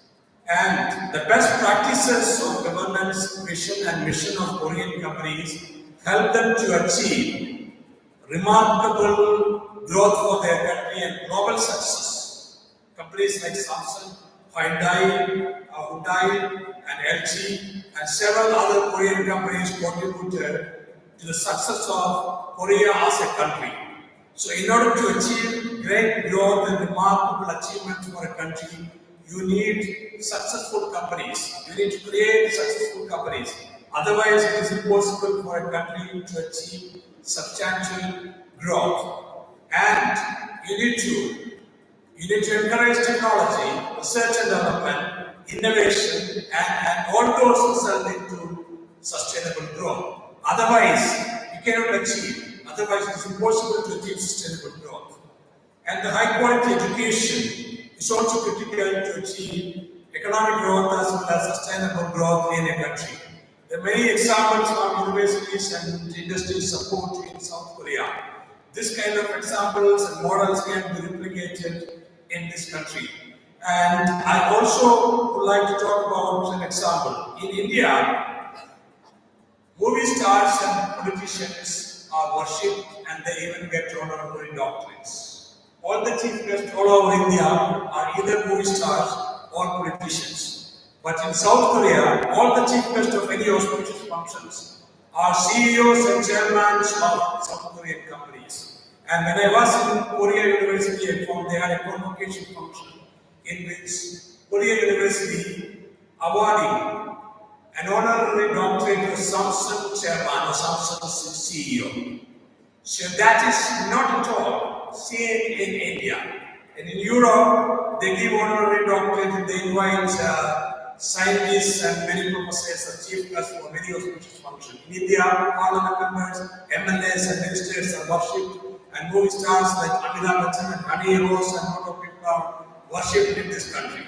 So industry captains are only sidelined in this country. When you ask an industry captain, including chairman of a bank and chairman of companies, only if you ask them and invite them to come to the college for campus placement, they will know. You have to inculcate a relationship. You have to inculcate a friendship and interaction with such captains. In Korea, what I see is that colleges are very active in engaging companies and company general managers, company chief executive officers, and in turn, they help those universities and colleges by providing real-life education, by helping the students to get jobs in companies, by way of visiting and conducting campus interviews. All those are very common in South Korea, which is not that common in India. And during my visit to South Korea, I also learned that South Korea has the best technology in the world. Starting with automatic scanning of your passport at Seoul Incheon Airport to AI-based kiosks in every kilometer in Seoul City, offering solutions for every need of human beings. And when I went to the smart parks where AI-based kiosks are established like ATM kiosks. In India, ATMs are common. Over there, AI-based kiosks are common. I found many girls standing in a queue, and I asked one of the Korean girls, "What do you do here?" And she told me, "I want to know my blood pressure. I also want to know, I have pimple, I also want to have some medicine. I don't have time to go to the doctor, to meet with the doctor and wait for 1 or 2 hours. So I come here and 5 minutes, this AI machine will give me a prescription, what I need. And I also tried those AI-based kiosks and it's asking for, certain aspects, what's your, some basic aspects of our bioinformation. And then a couple of questions you have to answer, and the AI-based kiosk prescribing some medicines and solutions for your needs and preferences and your requirements. So such kind of amazing technology. You can see it can be like South Korea. You can measure your heartbeats, you can check your blood pressure, you can get cream for your face wash, and you can get cosmetics for cleaning your body. All these AI-based kiosks give you ready-made, everything available at fingertips in 1 second or in 10 seconds. So that is South Korea is these days. And another example is Japan. I go to Japan in March 2007. Not sure that you were born. You were born, right? Yeah. 2007. Okay. So everything was, and then I learned what I learned in Japan was. I made some friends, Japanese friends. One of them was Masamichi Sugie. Another one was Akiro Kiero Shirashi. And another one was that Kobayashi. Another one Kyoko Ichikawa. And all these people I met and talked and made friends in Japan.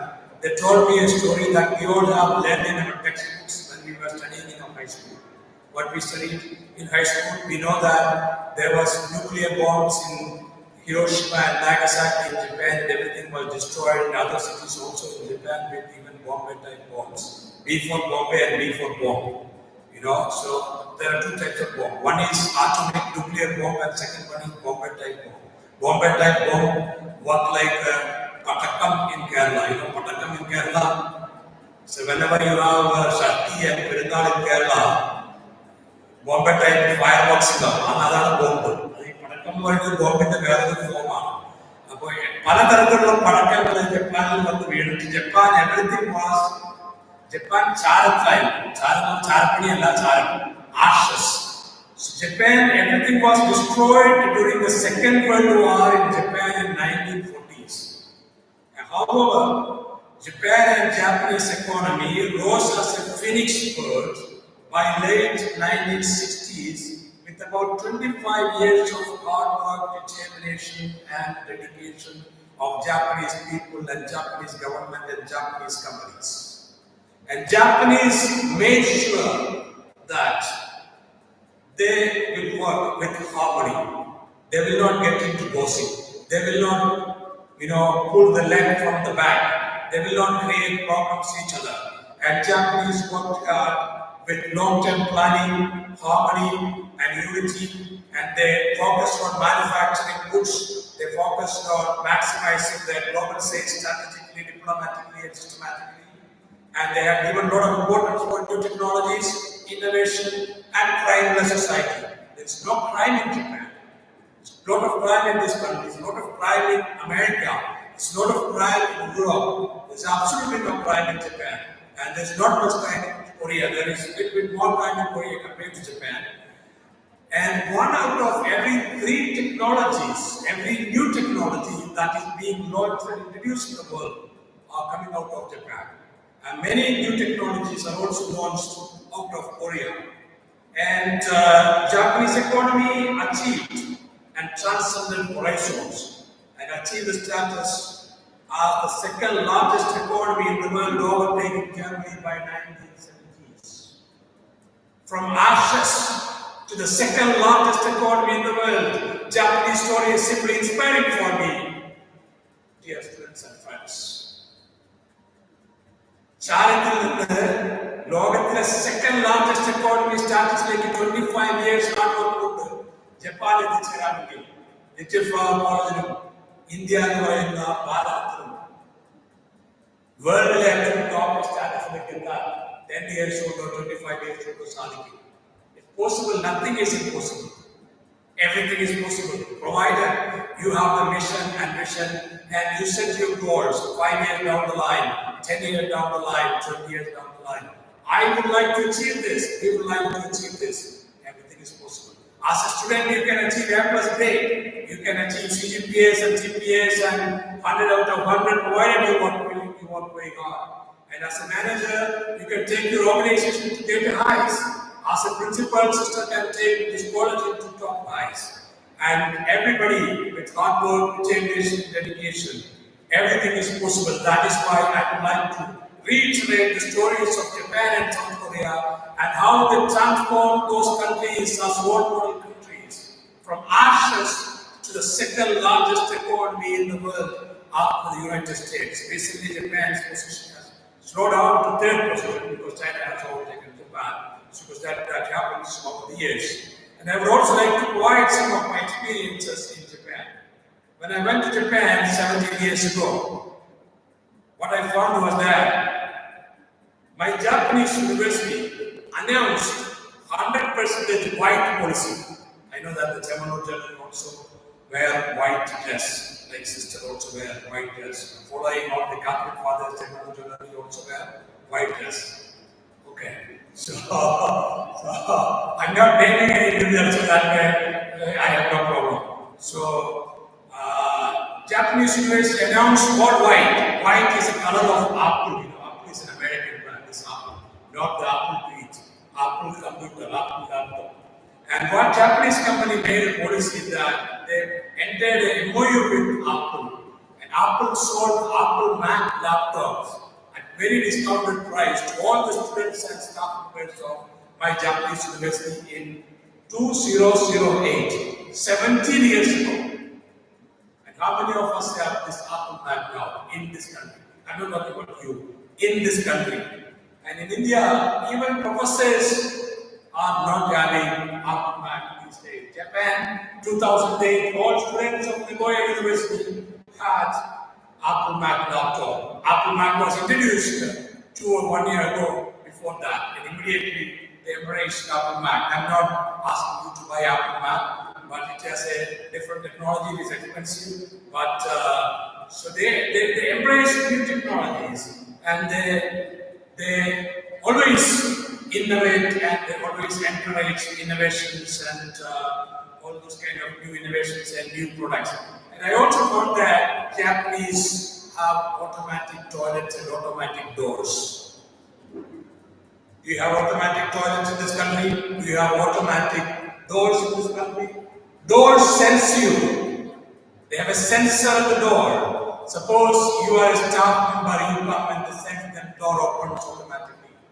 And toilets are also having automatic facility. Water flows automatically after you use the toilet. That is called automatic toilets. Only at the Pasiri airport in this country I have seen automatic toilets. Nowhere else we have automatic toilet in this country. And Japan has automatic toilets in every flat, every apartment, every house, every public toilet.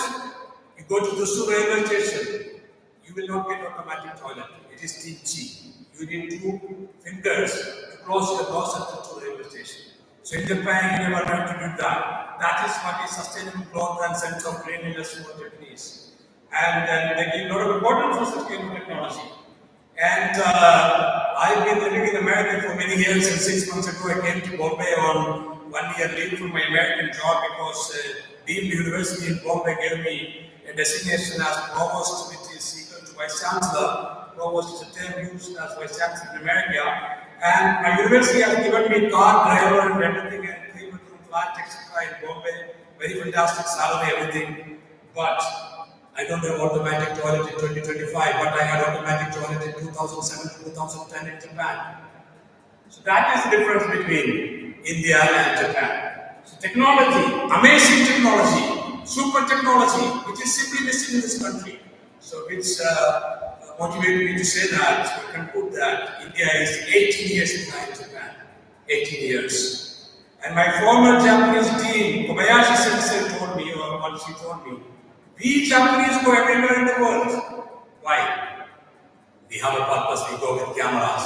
We shoot videos, we take pictures of wherever we go. Have you seen big cameras? That is the reason Japanese invented fantastic cameras and the best cameras in the world.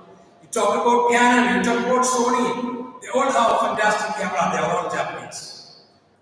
and the desire to know and to learn and to liberate from the rest of the world. That motivated Japanese companies to discover and invent the best cameras in the world. And Japanese go to the West to learn the best from the West and unlearn the worst from the West. There are best practices and worst practices in Western countries. And Kobayashi Sensei, my Japanese team, told me, we go to the West to learn the best from the West and to unlearn the worst from the West.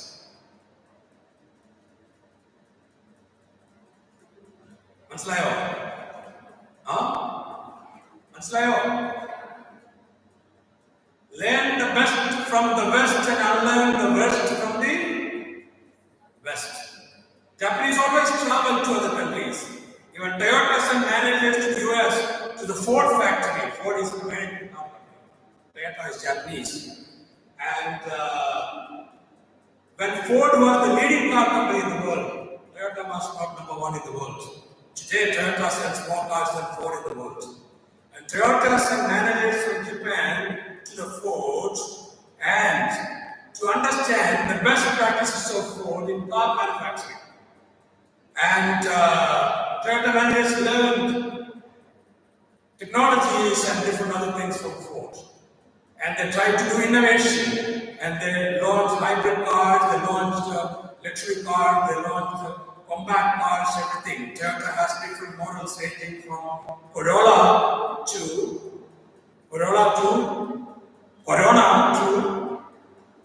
Prius to all kind of cars, to Lexus. All are Toyota's brands. And so they did that, and they discovered the world of cars, and they even have more sales in America than American car companies these days. That is what the Japanese center of management. And Fuji, another Japanese company, signed a joint venture with America's Xerox.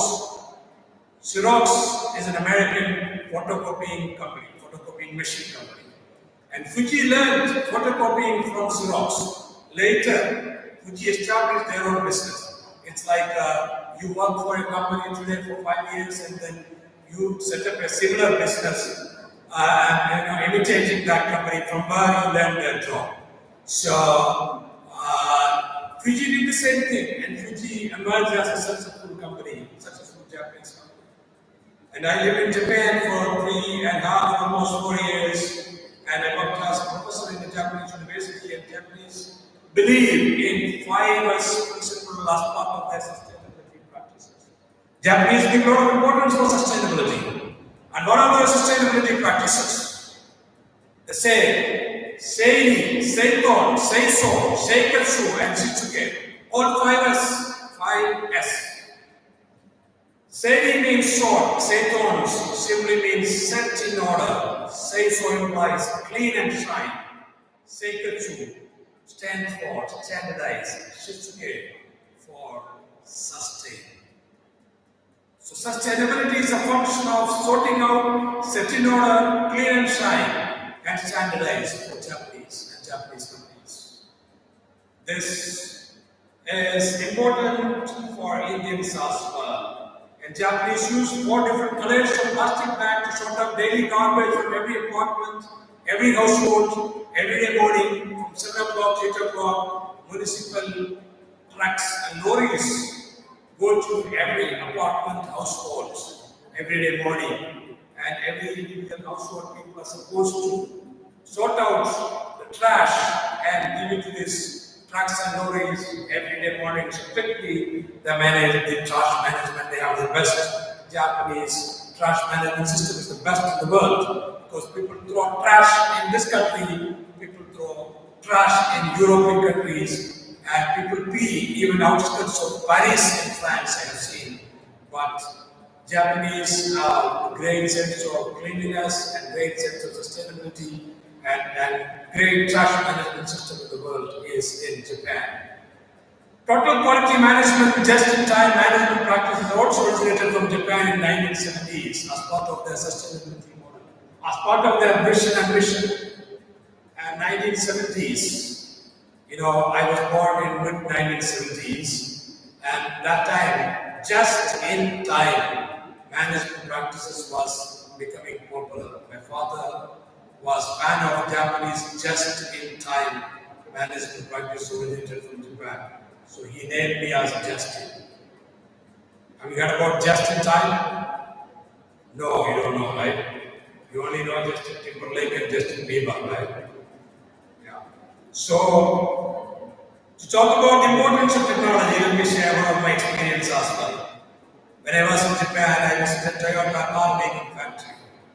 And they do not let you take photographs because that is part of their success, of their secret of success. And at that time, I had seen robots picking nuts and bolts from one machine to the other machine. Whereas if you go to an Indian factory, you will see people pick up nuts and bolts, and people take 30 minutes to pick nut and fix the bolt in another machine. And in Toyota factory in Japan, even 15 years ago, they had robots. And robot is functioning very fast. In 1 second, 1 minute, they make the car. So that kind of technology they had even 15 years ago. And cleanliness and Krityaniष्ठा. Two nishtas in Japanese. One is Krityaniष्ठा. Second is cleanliness. This is very much part of Japanese life, and India needs such kind of nishtas. 10 a.m. simply means 9:59 in Japan. 10 a.m. in America, American trains come late. You know, I live in Washington State and Florida State and Puerto Rico, 3 different places within the United States of America, and Amtrak train, America's flagship train is always late. But in Japan, their flagship trains, Shinkansen train, is always on time. Tomorrow, I have to go to Marimania's College in Toronto because they invited me when they came to know that I'm in Kerala. And I have to catch a train and plan whether my train will come on time. If my train doesn't come on time, I will cancel my trip because day after tomorrow I have to fly to Bombay. So, what I'm trying to say is that time management is very important in our life to practice. You as an individual and you as a manager for everyone. Never become addicted to WhatsApp. Never become addicted to YouTube. You need to manage your time. 76, I have a 76-year-old mother. She has become addicted to WhatsApp. Whenever I see her, she's using WhatsApp. And my brother, 2 addicts, I'm talking about example. I don't know how many of you are addicted to WhatsApp and YouTube these days. It's not a good idea. You will not be able to manage your time because you only have 24 hours in your life. When you have 24 hours, 8 hours goes for your sleeping. And then 2 hours go for your nahane ke liye. So, and then how many hours you have, and WhatsApp and YouTube will kill your time. So manage your time effectively if you want to achieve performance in your life, and if you want to transcend the horizon, you have to manage your time, never be addicted to YouTube and WhatsApp. Use it to leverage, but never be addicts. And it is also important for us to be polite and to have harmony and to have friendship with maximum people. I'll tell you 2 examples. Japanese always use 2 words, konnichiwa and arigato gozaimasu. Konnichiwa means hello. Arigato gozaimasu means thank you very much. For every small thing, they would say arigato gozaimasu. And whenever they meet you, they would say, or meet you, konnichiwa. How many of us have that? How many of us can do that every day? Hello and thank you. And they never stop at thank you. Arigato means thank you. Arigato gozaimasu means thank you very much. They always say arigato gozaimasu. That means thank you very much. They always are. Make sure that they are very much, so that others will feel good. And that build rapport, that build friendship, and people will try to help each other. When I went to Spain last time, I lost my purse. Then I had my phone, and I asked the policeman, and I went to the police station, asked him for some cash. Police people didn't help me. Then I had some Spanish friends, their phone numbers were there on my phone. They helped me. Otherwise, I would have been a beggar in Spain. What I'm trying to say is that you need to have maximum friends wherever you go, so that people will help you. And otherwise, and not to make friends, you need to create a habit of saying arigato gozaimasu for everything, and you have to also say hello when you meet your people, whoever you meet. All these things will help you and express your, so good regards to everybody, and that really helps you. Japanese meet others. That is also a symbol of politeness. It's very important to understand the implications and insights based on those habits and based on those kind of things, so that you can also try to practice some of them. Sustainable growth also requires simple, humble, and noble leaders. Let me ask you a question: what is the difference between a leader and a boss? A boss would always say I. A leader would always say we. A boss would always say go. A leader would always say let's go. Are you a leader or a boss? He's a leader. So, and we have to try to be a leader. A boss will push you down while a leader will lift you up. It's important to say let's go instead of saying go. Right? I know that mayors and chief ministers can ask you to get out or go, but we have to learn to say let's go instead of saying go. They are different. A boss will use and abuse people, and a leader will groom people, leader will nurture people, and you have to be a leader. Every individual can be a leader among their friends, and then friends will have better future, and you will also have better future.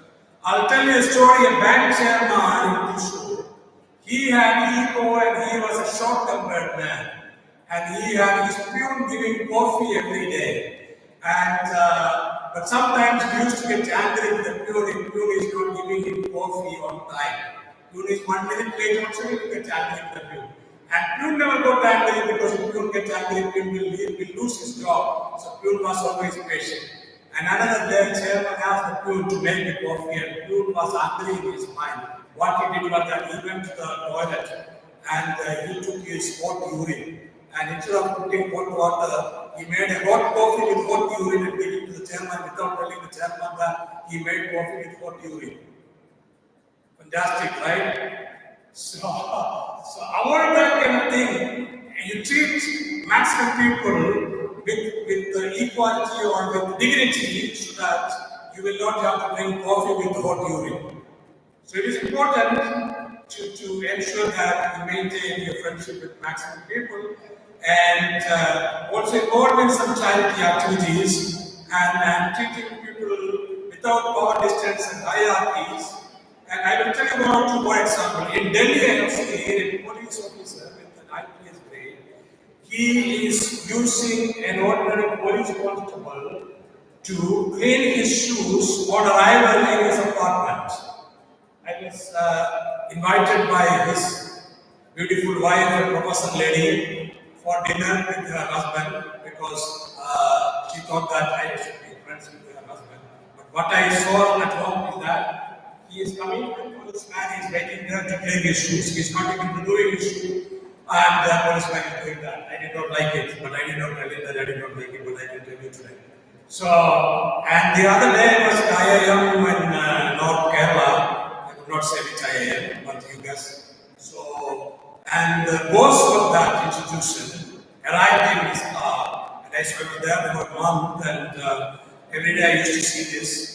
I felt sympathy to the driver, and that he was waiting in the back seat for the driver to come to Government of India car, that is why we pay taxes.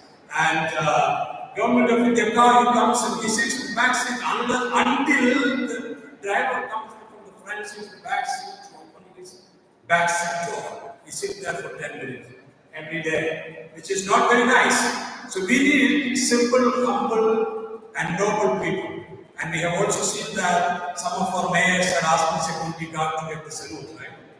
So what we need simple, humble, and noble people. So this is very important, and try to also do some service for society, and try to develop voluntary mindset with we serve, we care, and we help attitude.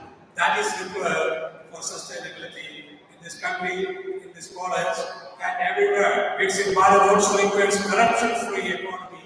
VIKSIT Bharat also requires pollution-free air and pollution-free society, less autocratic system of society.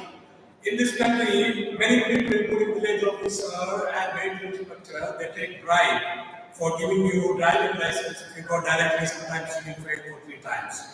And I went to a vehicle inspector who was my father's student, and when we went up there, the Grahapravesham invited the boy. അദ്ദേഹത്തിന്റെ വീടാണ് തൃശ്ശൂർ ജില്ലയിലെ ഏറ്റവും വലിയ വീട്. അദ്ദേഹത്തിന്റെ ജോലി എന്താ vehicle inspector. എനിക്ക് അന്ന് മനസ്സിലായില്ല, 15 വയസ്സുള്ളപ്പോൾ പോയതാണ്. 18 വയസ്സായപ്പോൾ ഞാൻ ഡ്രൈവിംഗ് ലൈസൻസ് അപ്ലൈ ചെയ്യാൻ വന്നപ്പോൾ എല്ലാവരും പറഞ്ഞു നേരിട്ട് പോയാൽ കിട്ടില്ല തനിക്ക്. ഡ്രൈവിംഗ് സ്കൂളിൽ പോയിട്ട് 15,000 കൊടുത്ത ഡ്രൈവിംഗ് ലൈസൻസ് കിട്ടും. ആ 15,000 കൊടുക്കുന്നതിന്റെ പകുതി കാശ് പോകുന്നത് വെഹിക്കിൾ ഇൻസ്പെക്ടർക്ക്. അതുകൊണ്ടാണ് ഈ വെഹിക്കിൾ ഇൻസ്പെക്ടർ തൃശ്ശൂർ ഡിസ്ട്രിക്റ്റിലെ ഏറ്റവും വലിയ വീട് കൊണ്ടിരിക്കുന്നത്. പറഞ്ഞു മനസ്സിലായോ? Viksit Bharat also requires corruption-free economy so that this country will do a better job. And I would like to draw last point. I would like to draw your attention to performance. Performance of a country, performance of an individual is also a function of different other P variables or P constructs. Your performance is a function of your potential. Your country's performance is also a function of potential of your country. You as an individual also can estimate your potential based on strength, weakness, opportunity and threat analysis. And your performance is a function of your path. Your path is nothing but your growth path. Performance is a function of your processes and the strategies that you follow. Your performance is also a function of your pace. Your pace is nothing but your first mover or fast mover aspect. In business, you have to be either a first mover or fast mover so that you will succeed. Your performance is also a function of your pattern. Your performance is a function of how you manage your problem. There are 2 types of problems: expected problems and unexpected problems. And you should be able to manage your expected problems and unexpected problems. Falling sick in a year is an expected problem, but shocks like COVID is an unexpected problem. So you should expect anticipated problems and unexpected problems and try to have a backup plan to manage your problem. Some of us have financial problems, some of us have health problems, some of us have problems due to whatever reasons. Everybody has some problems, but we have to understand that the problems are part and parcel of life. And manage this problem, have a backup plan, have a business plan to manage this problem, so that it is important, so that you will have greater achievements. And maintain human friendship, it is very important. If you know people, I would like to say that you will get help from somebody. I'll tell you one example. My former student who did MBA at IIM when I was a full-time faculty in IIM. He had a toxic boss in his company. There are 2 types of bosses. Toxic boss and servant boss. Toxic bosses create problem for subordinates.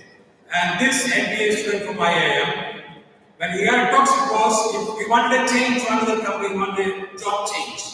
So he posted in his WhatsApp group of his MBA classmate that he has a toxic boss, he wants another job.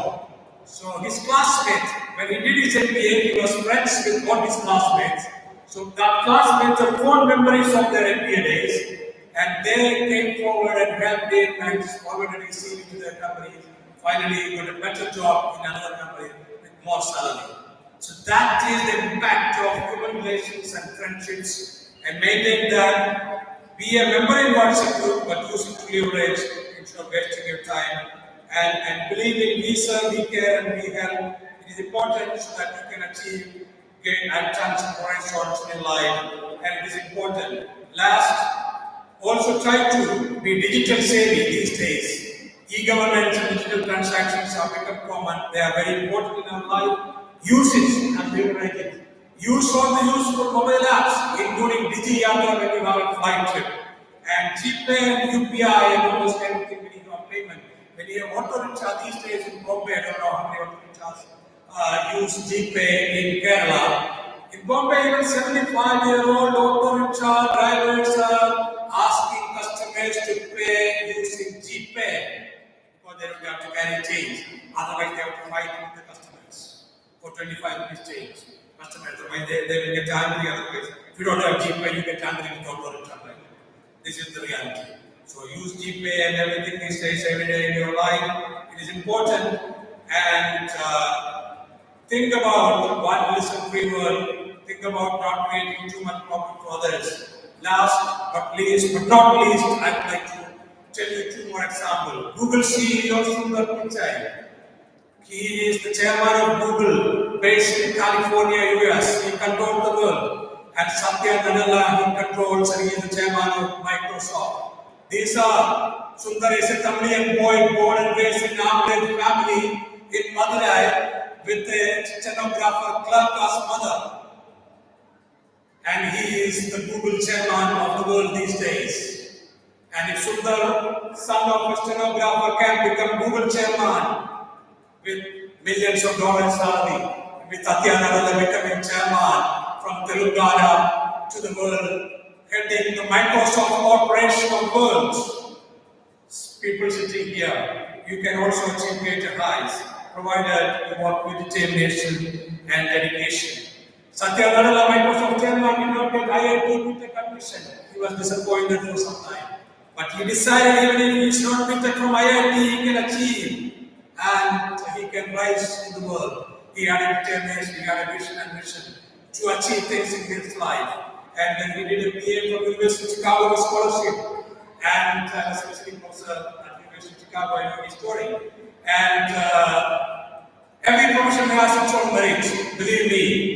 You know, two IFS officers, T.P. Srinivasan and Dr. Raghuram Rajan's father was also IFS officer. They sent their son to do PhD in America with scholarship because they believe professorship in reputed universities in America is better, more comfortable, best job in the world than IFS officers. And Raghuram Rajan came to RBI as governor from the University of Chicago as a 3-year leave from USA and went back to USA and told me the best job in the world is professor's job. Not a bank chairman, not a company chairman. Of course, company chairman makes money, get more money. So either you do yourself as Microsoft chairman from Satya Nadella, you could not get BTech admission and did BTech in Manipur, later went to the US. Otherwise, do yourself to get better jobs and try your best so that you can achieve greater heights in the world. There are a lot of opportunities. And I can tell you my own story itself. Initially, when I was 18-year-old, I went to appear for a bank test because when you grow up in a state like Kerala, I don't know what job you get. My first job attempt was as a bank clerk. I did not prepare and I did not get it. But within 1 year, I went for another bank interview and I became bank officer. But I did not like bank jobs. I wanted to be a professor always because I thought I can do better as a professor. I knew opportunities to work for professors in America and Europe and or IIMs and all. And I went to civil service examination without preparation. I did not get civil service examination. But I did not regret. I went for scholarship-based PhD at IIT and England and all that. I taught at IIM, where IAS officers come to learn from IIM professors, and I made friends with IAS officers. So I thought, even if I did not prepare well for IAS, what is there in IAS? And if you are a professor in the US and all, or Europe and all, you get 10 times more salary than an IAS officer. IAS officer, you can make money only if you have 4 pockets in your job. I have only 2 pockets. So every profession has its own merits, and you don't have to regret of even if you don't get what you want to get at your first attempt or second attempt or third attempt, you will get an alternative. There are better alternatives. Don't always think about if you don't get this job, you will not get any other job. Never think about CTCs and C2Ds and never have any negative attitude. There are opportunities in the world. You have to explore the opportunities. Sometimes you have to cross the ocean to discover the opportunity. That is why Yusuf Ali says, cross Kerala to Gulf countries, establish his business affair in Gulf countries. And a lot of success stories. I have time constraint. I would like to thank you very much. Gracias, Dame, merci beaucoup, arigato gozaimasu. Thank you very much, Nandi.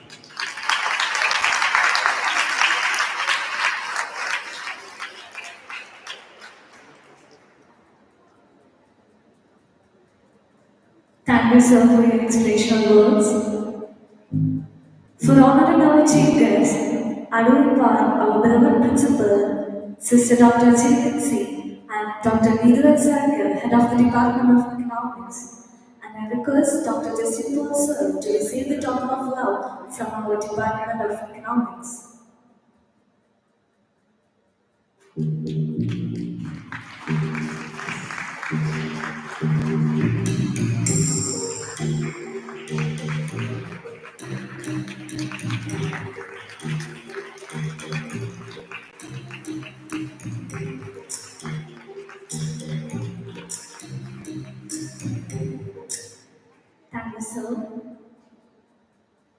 For the felicitation address, I do invite Dr. Sitara K. Urdil, Head of the Department, Botany. Welcome, ma'am.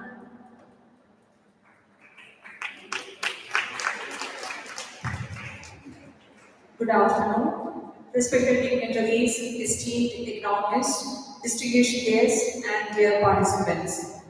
It is with immense pleasure and great honor that I will stand before you today to extend my warmest felicitation on the commencement of this prestigious ICSSR sponsored two-day national seminar, Accelerating Sustainable Economic Growth through Research, Technology and Innovation. First and foremost, I congratulate the organizers of this seminar, principal, staff and students of the Department of Economics. Your tireless efforts and visionary leadership have provided a platform for meaningful dialogue, collaboration and the exchange of groundbreaking ideas. Your dedication to fostering international cooperation in the field of economics is truly commendable. To our esteemed keynote speaker, we are deeply honored by your presence. Your valuable insights and perspectives on pressing economic issues will undoubtedly enrich the discussions and inspire innovative solutions. Your contributions are instrumental in shaping a more inclusive, equitable, and sustainable global economy. To the participants, representing a multitude of backgrounds and experiences, your enthusiasm and curiosity are what make this seminar truly dynamic and impactful. It is through your active participation that this seminar will transcend its agenda and leave a lasting legacy. Let me once again extend my heartfelt congratulations to everyone involved in making this seminar a reality. I am confident that the ideas, collaboration, and the solutions that emerge from this seminar will have a far-reaching impact on the future of our students. Thank you, and let us work together to make this seminar a resounding success. Thank you, ma'am. Now it's time to release our manuscript of 2025 by our students. For releasing the manuscript, I would like to welcome our respected principal and head of the Department of Economics, also the student editor, Justin PJ. To hand over to our chief guest, Dr. Justin Paul, sir. So I welcome, sir.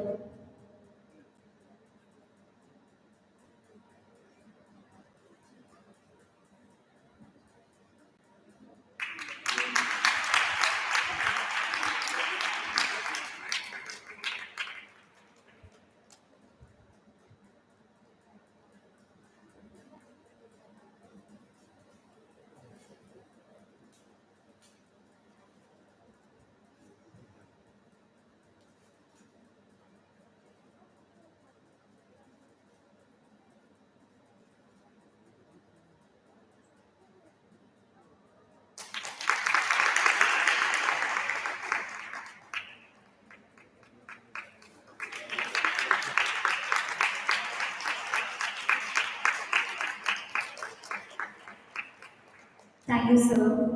So now it's time to wind up today's session. I invite Arya Priya, the Association Secretary, for the vote of thanks.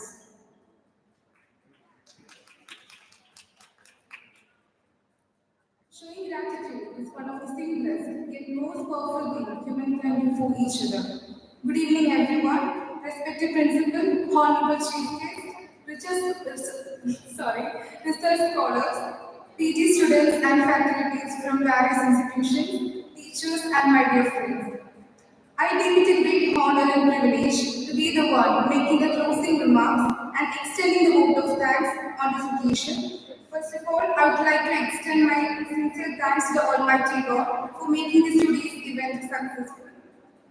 Next, I would like to extend my sincere thanks to our dearest principal, Sister Dr. Jenny Terry, for the constant support in our endeavors. A special thanks to our chief guest, Dr. Justine Cole, for accepting our invitation and for being here with us today in spite of his busy schedule. Your words were really informative. Thank you, sir. Next, I would like to thank the HOD of our department, Dr. Nidhu Sarakil, who had worked hard for this event. Thank you, Miss, for everything. like to thank other faculties of our department, Minju Miss, Ubas Miss, Rosie Sister, Judy Miss, and Miss, who have devoted a lot of time and energy for this program. I want to extend a heartfelt thank you to the people who came from various institutions for participating in this event. Thank you for your presence and participation. It is truly appreciated. Next, I would like to thank the audience who are here with us and making this day wonderful and memorable one. Thank you all. Thank you.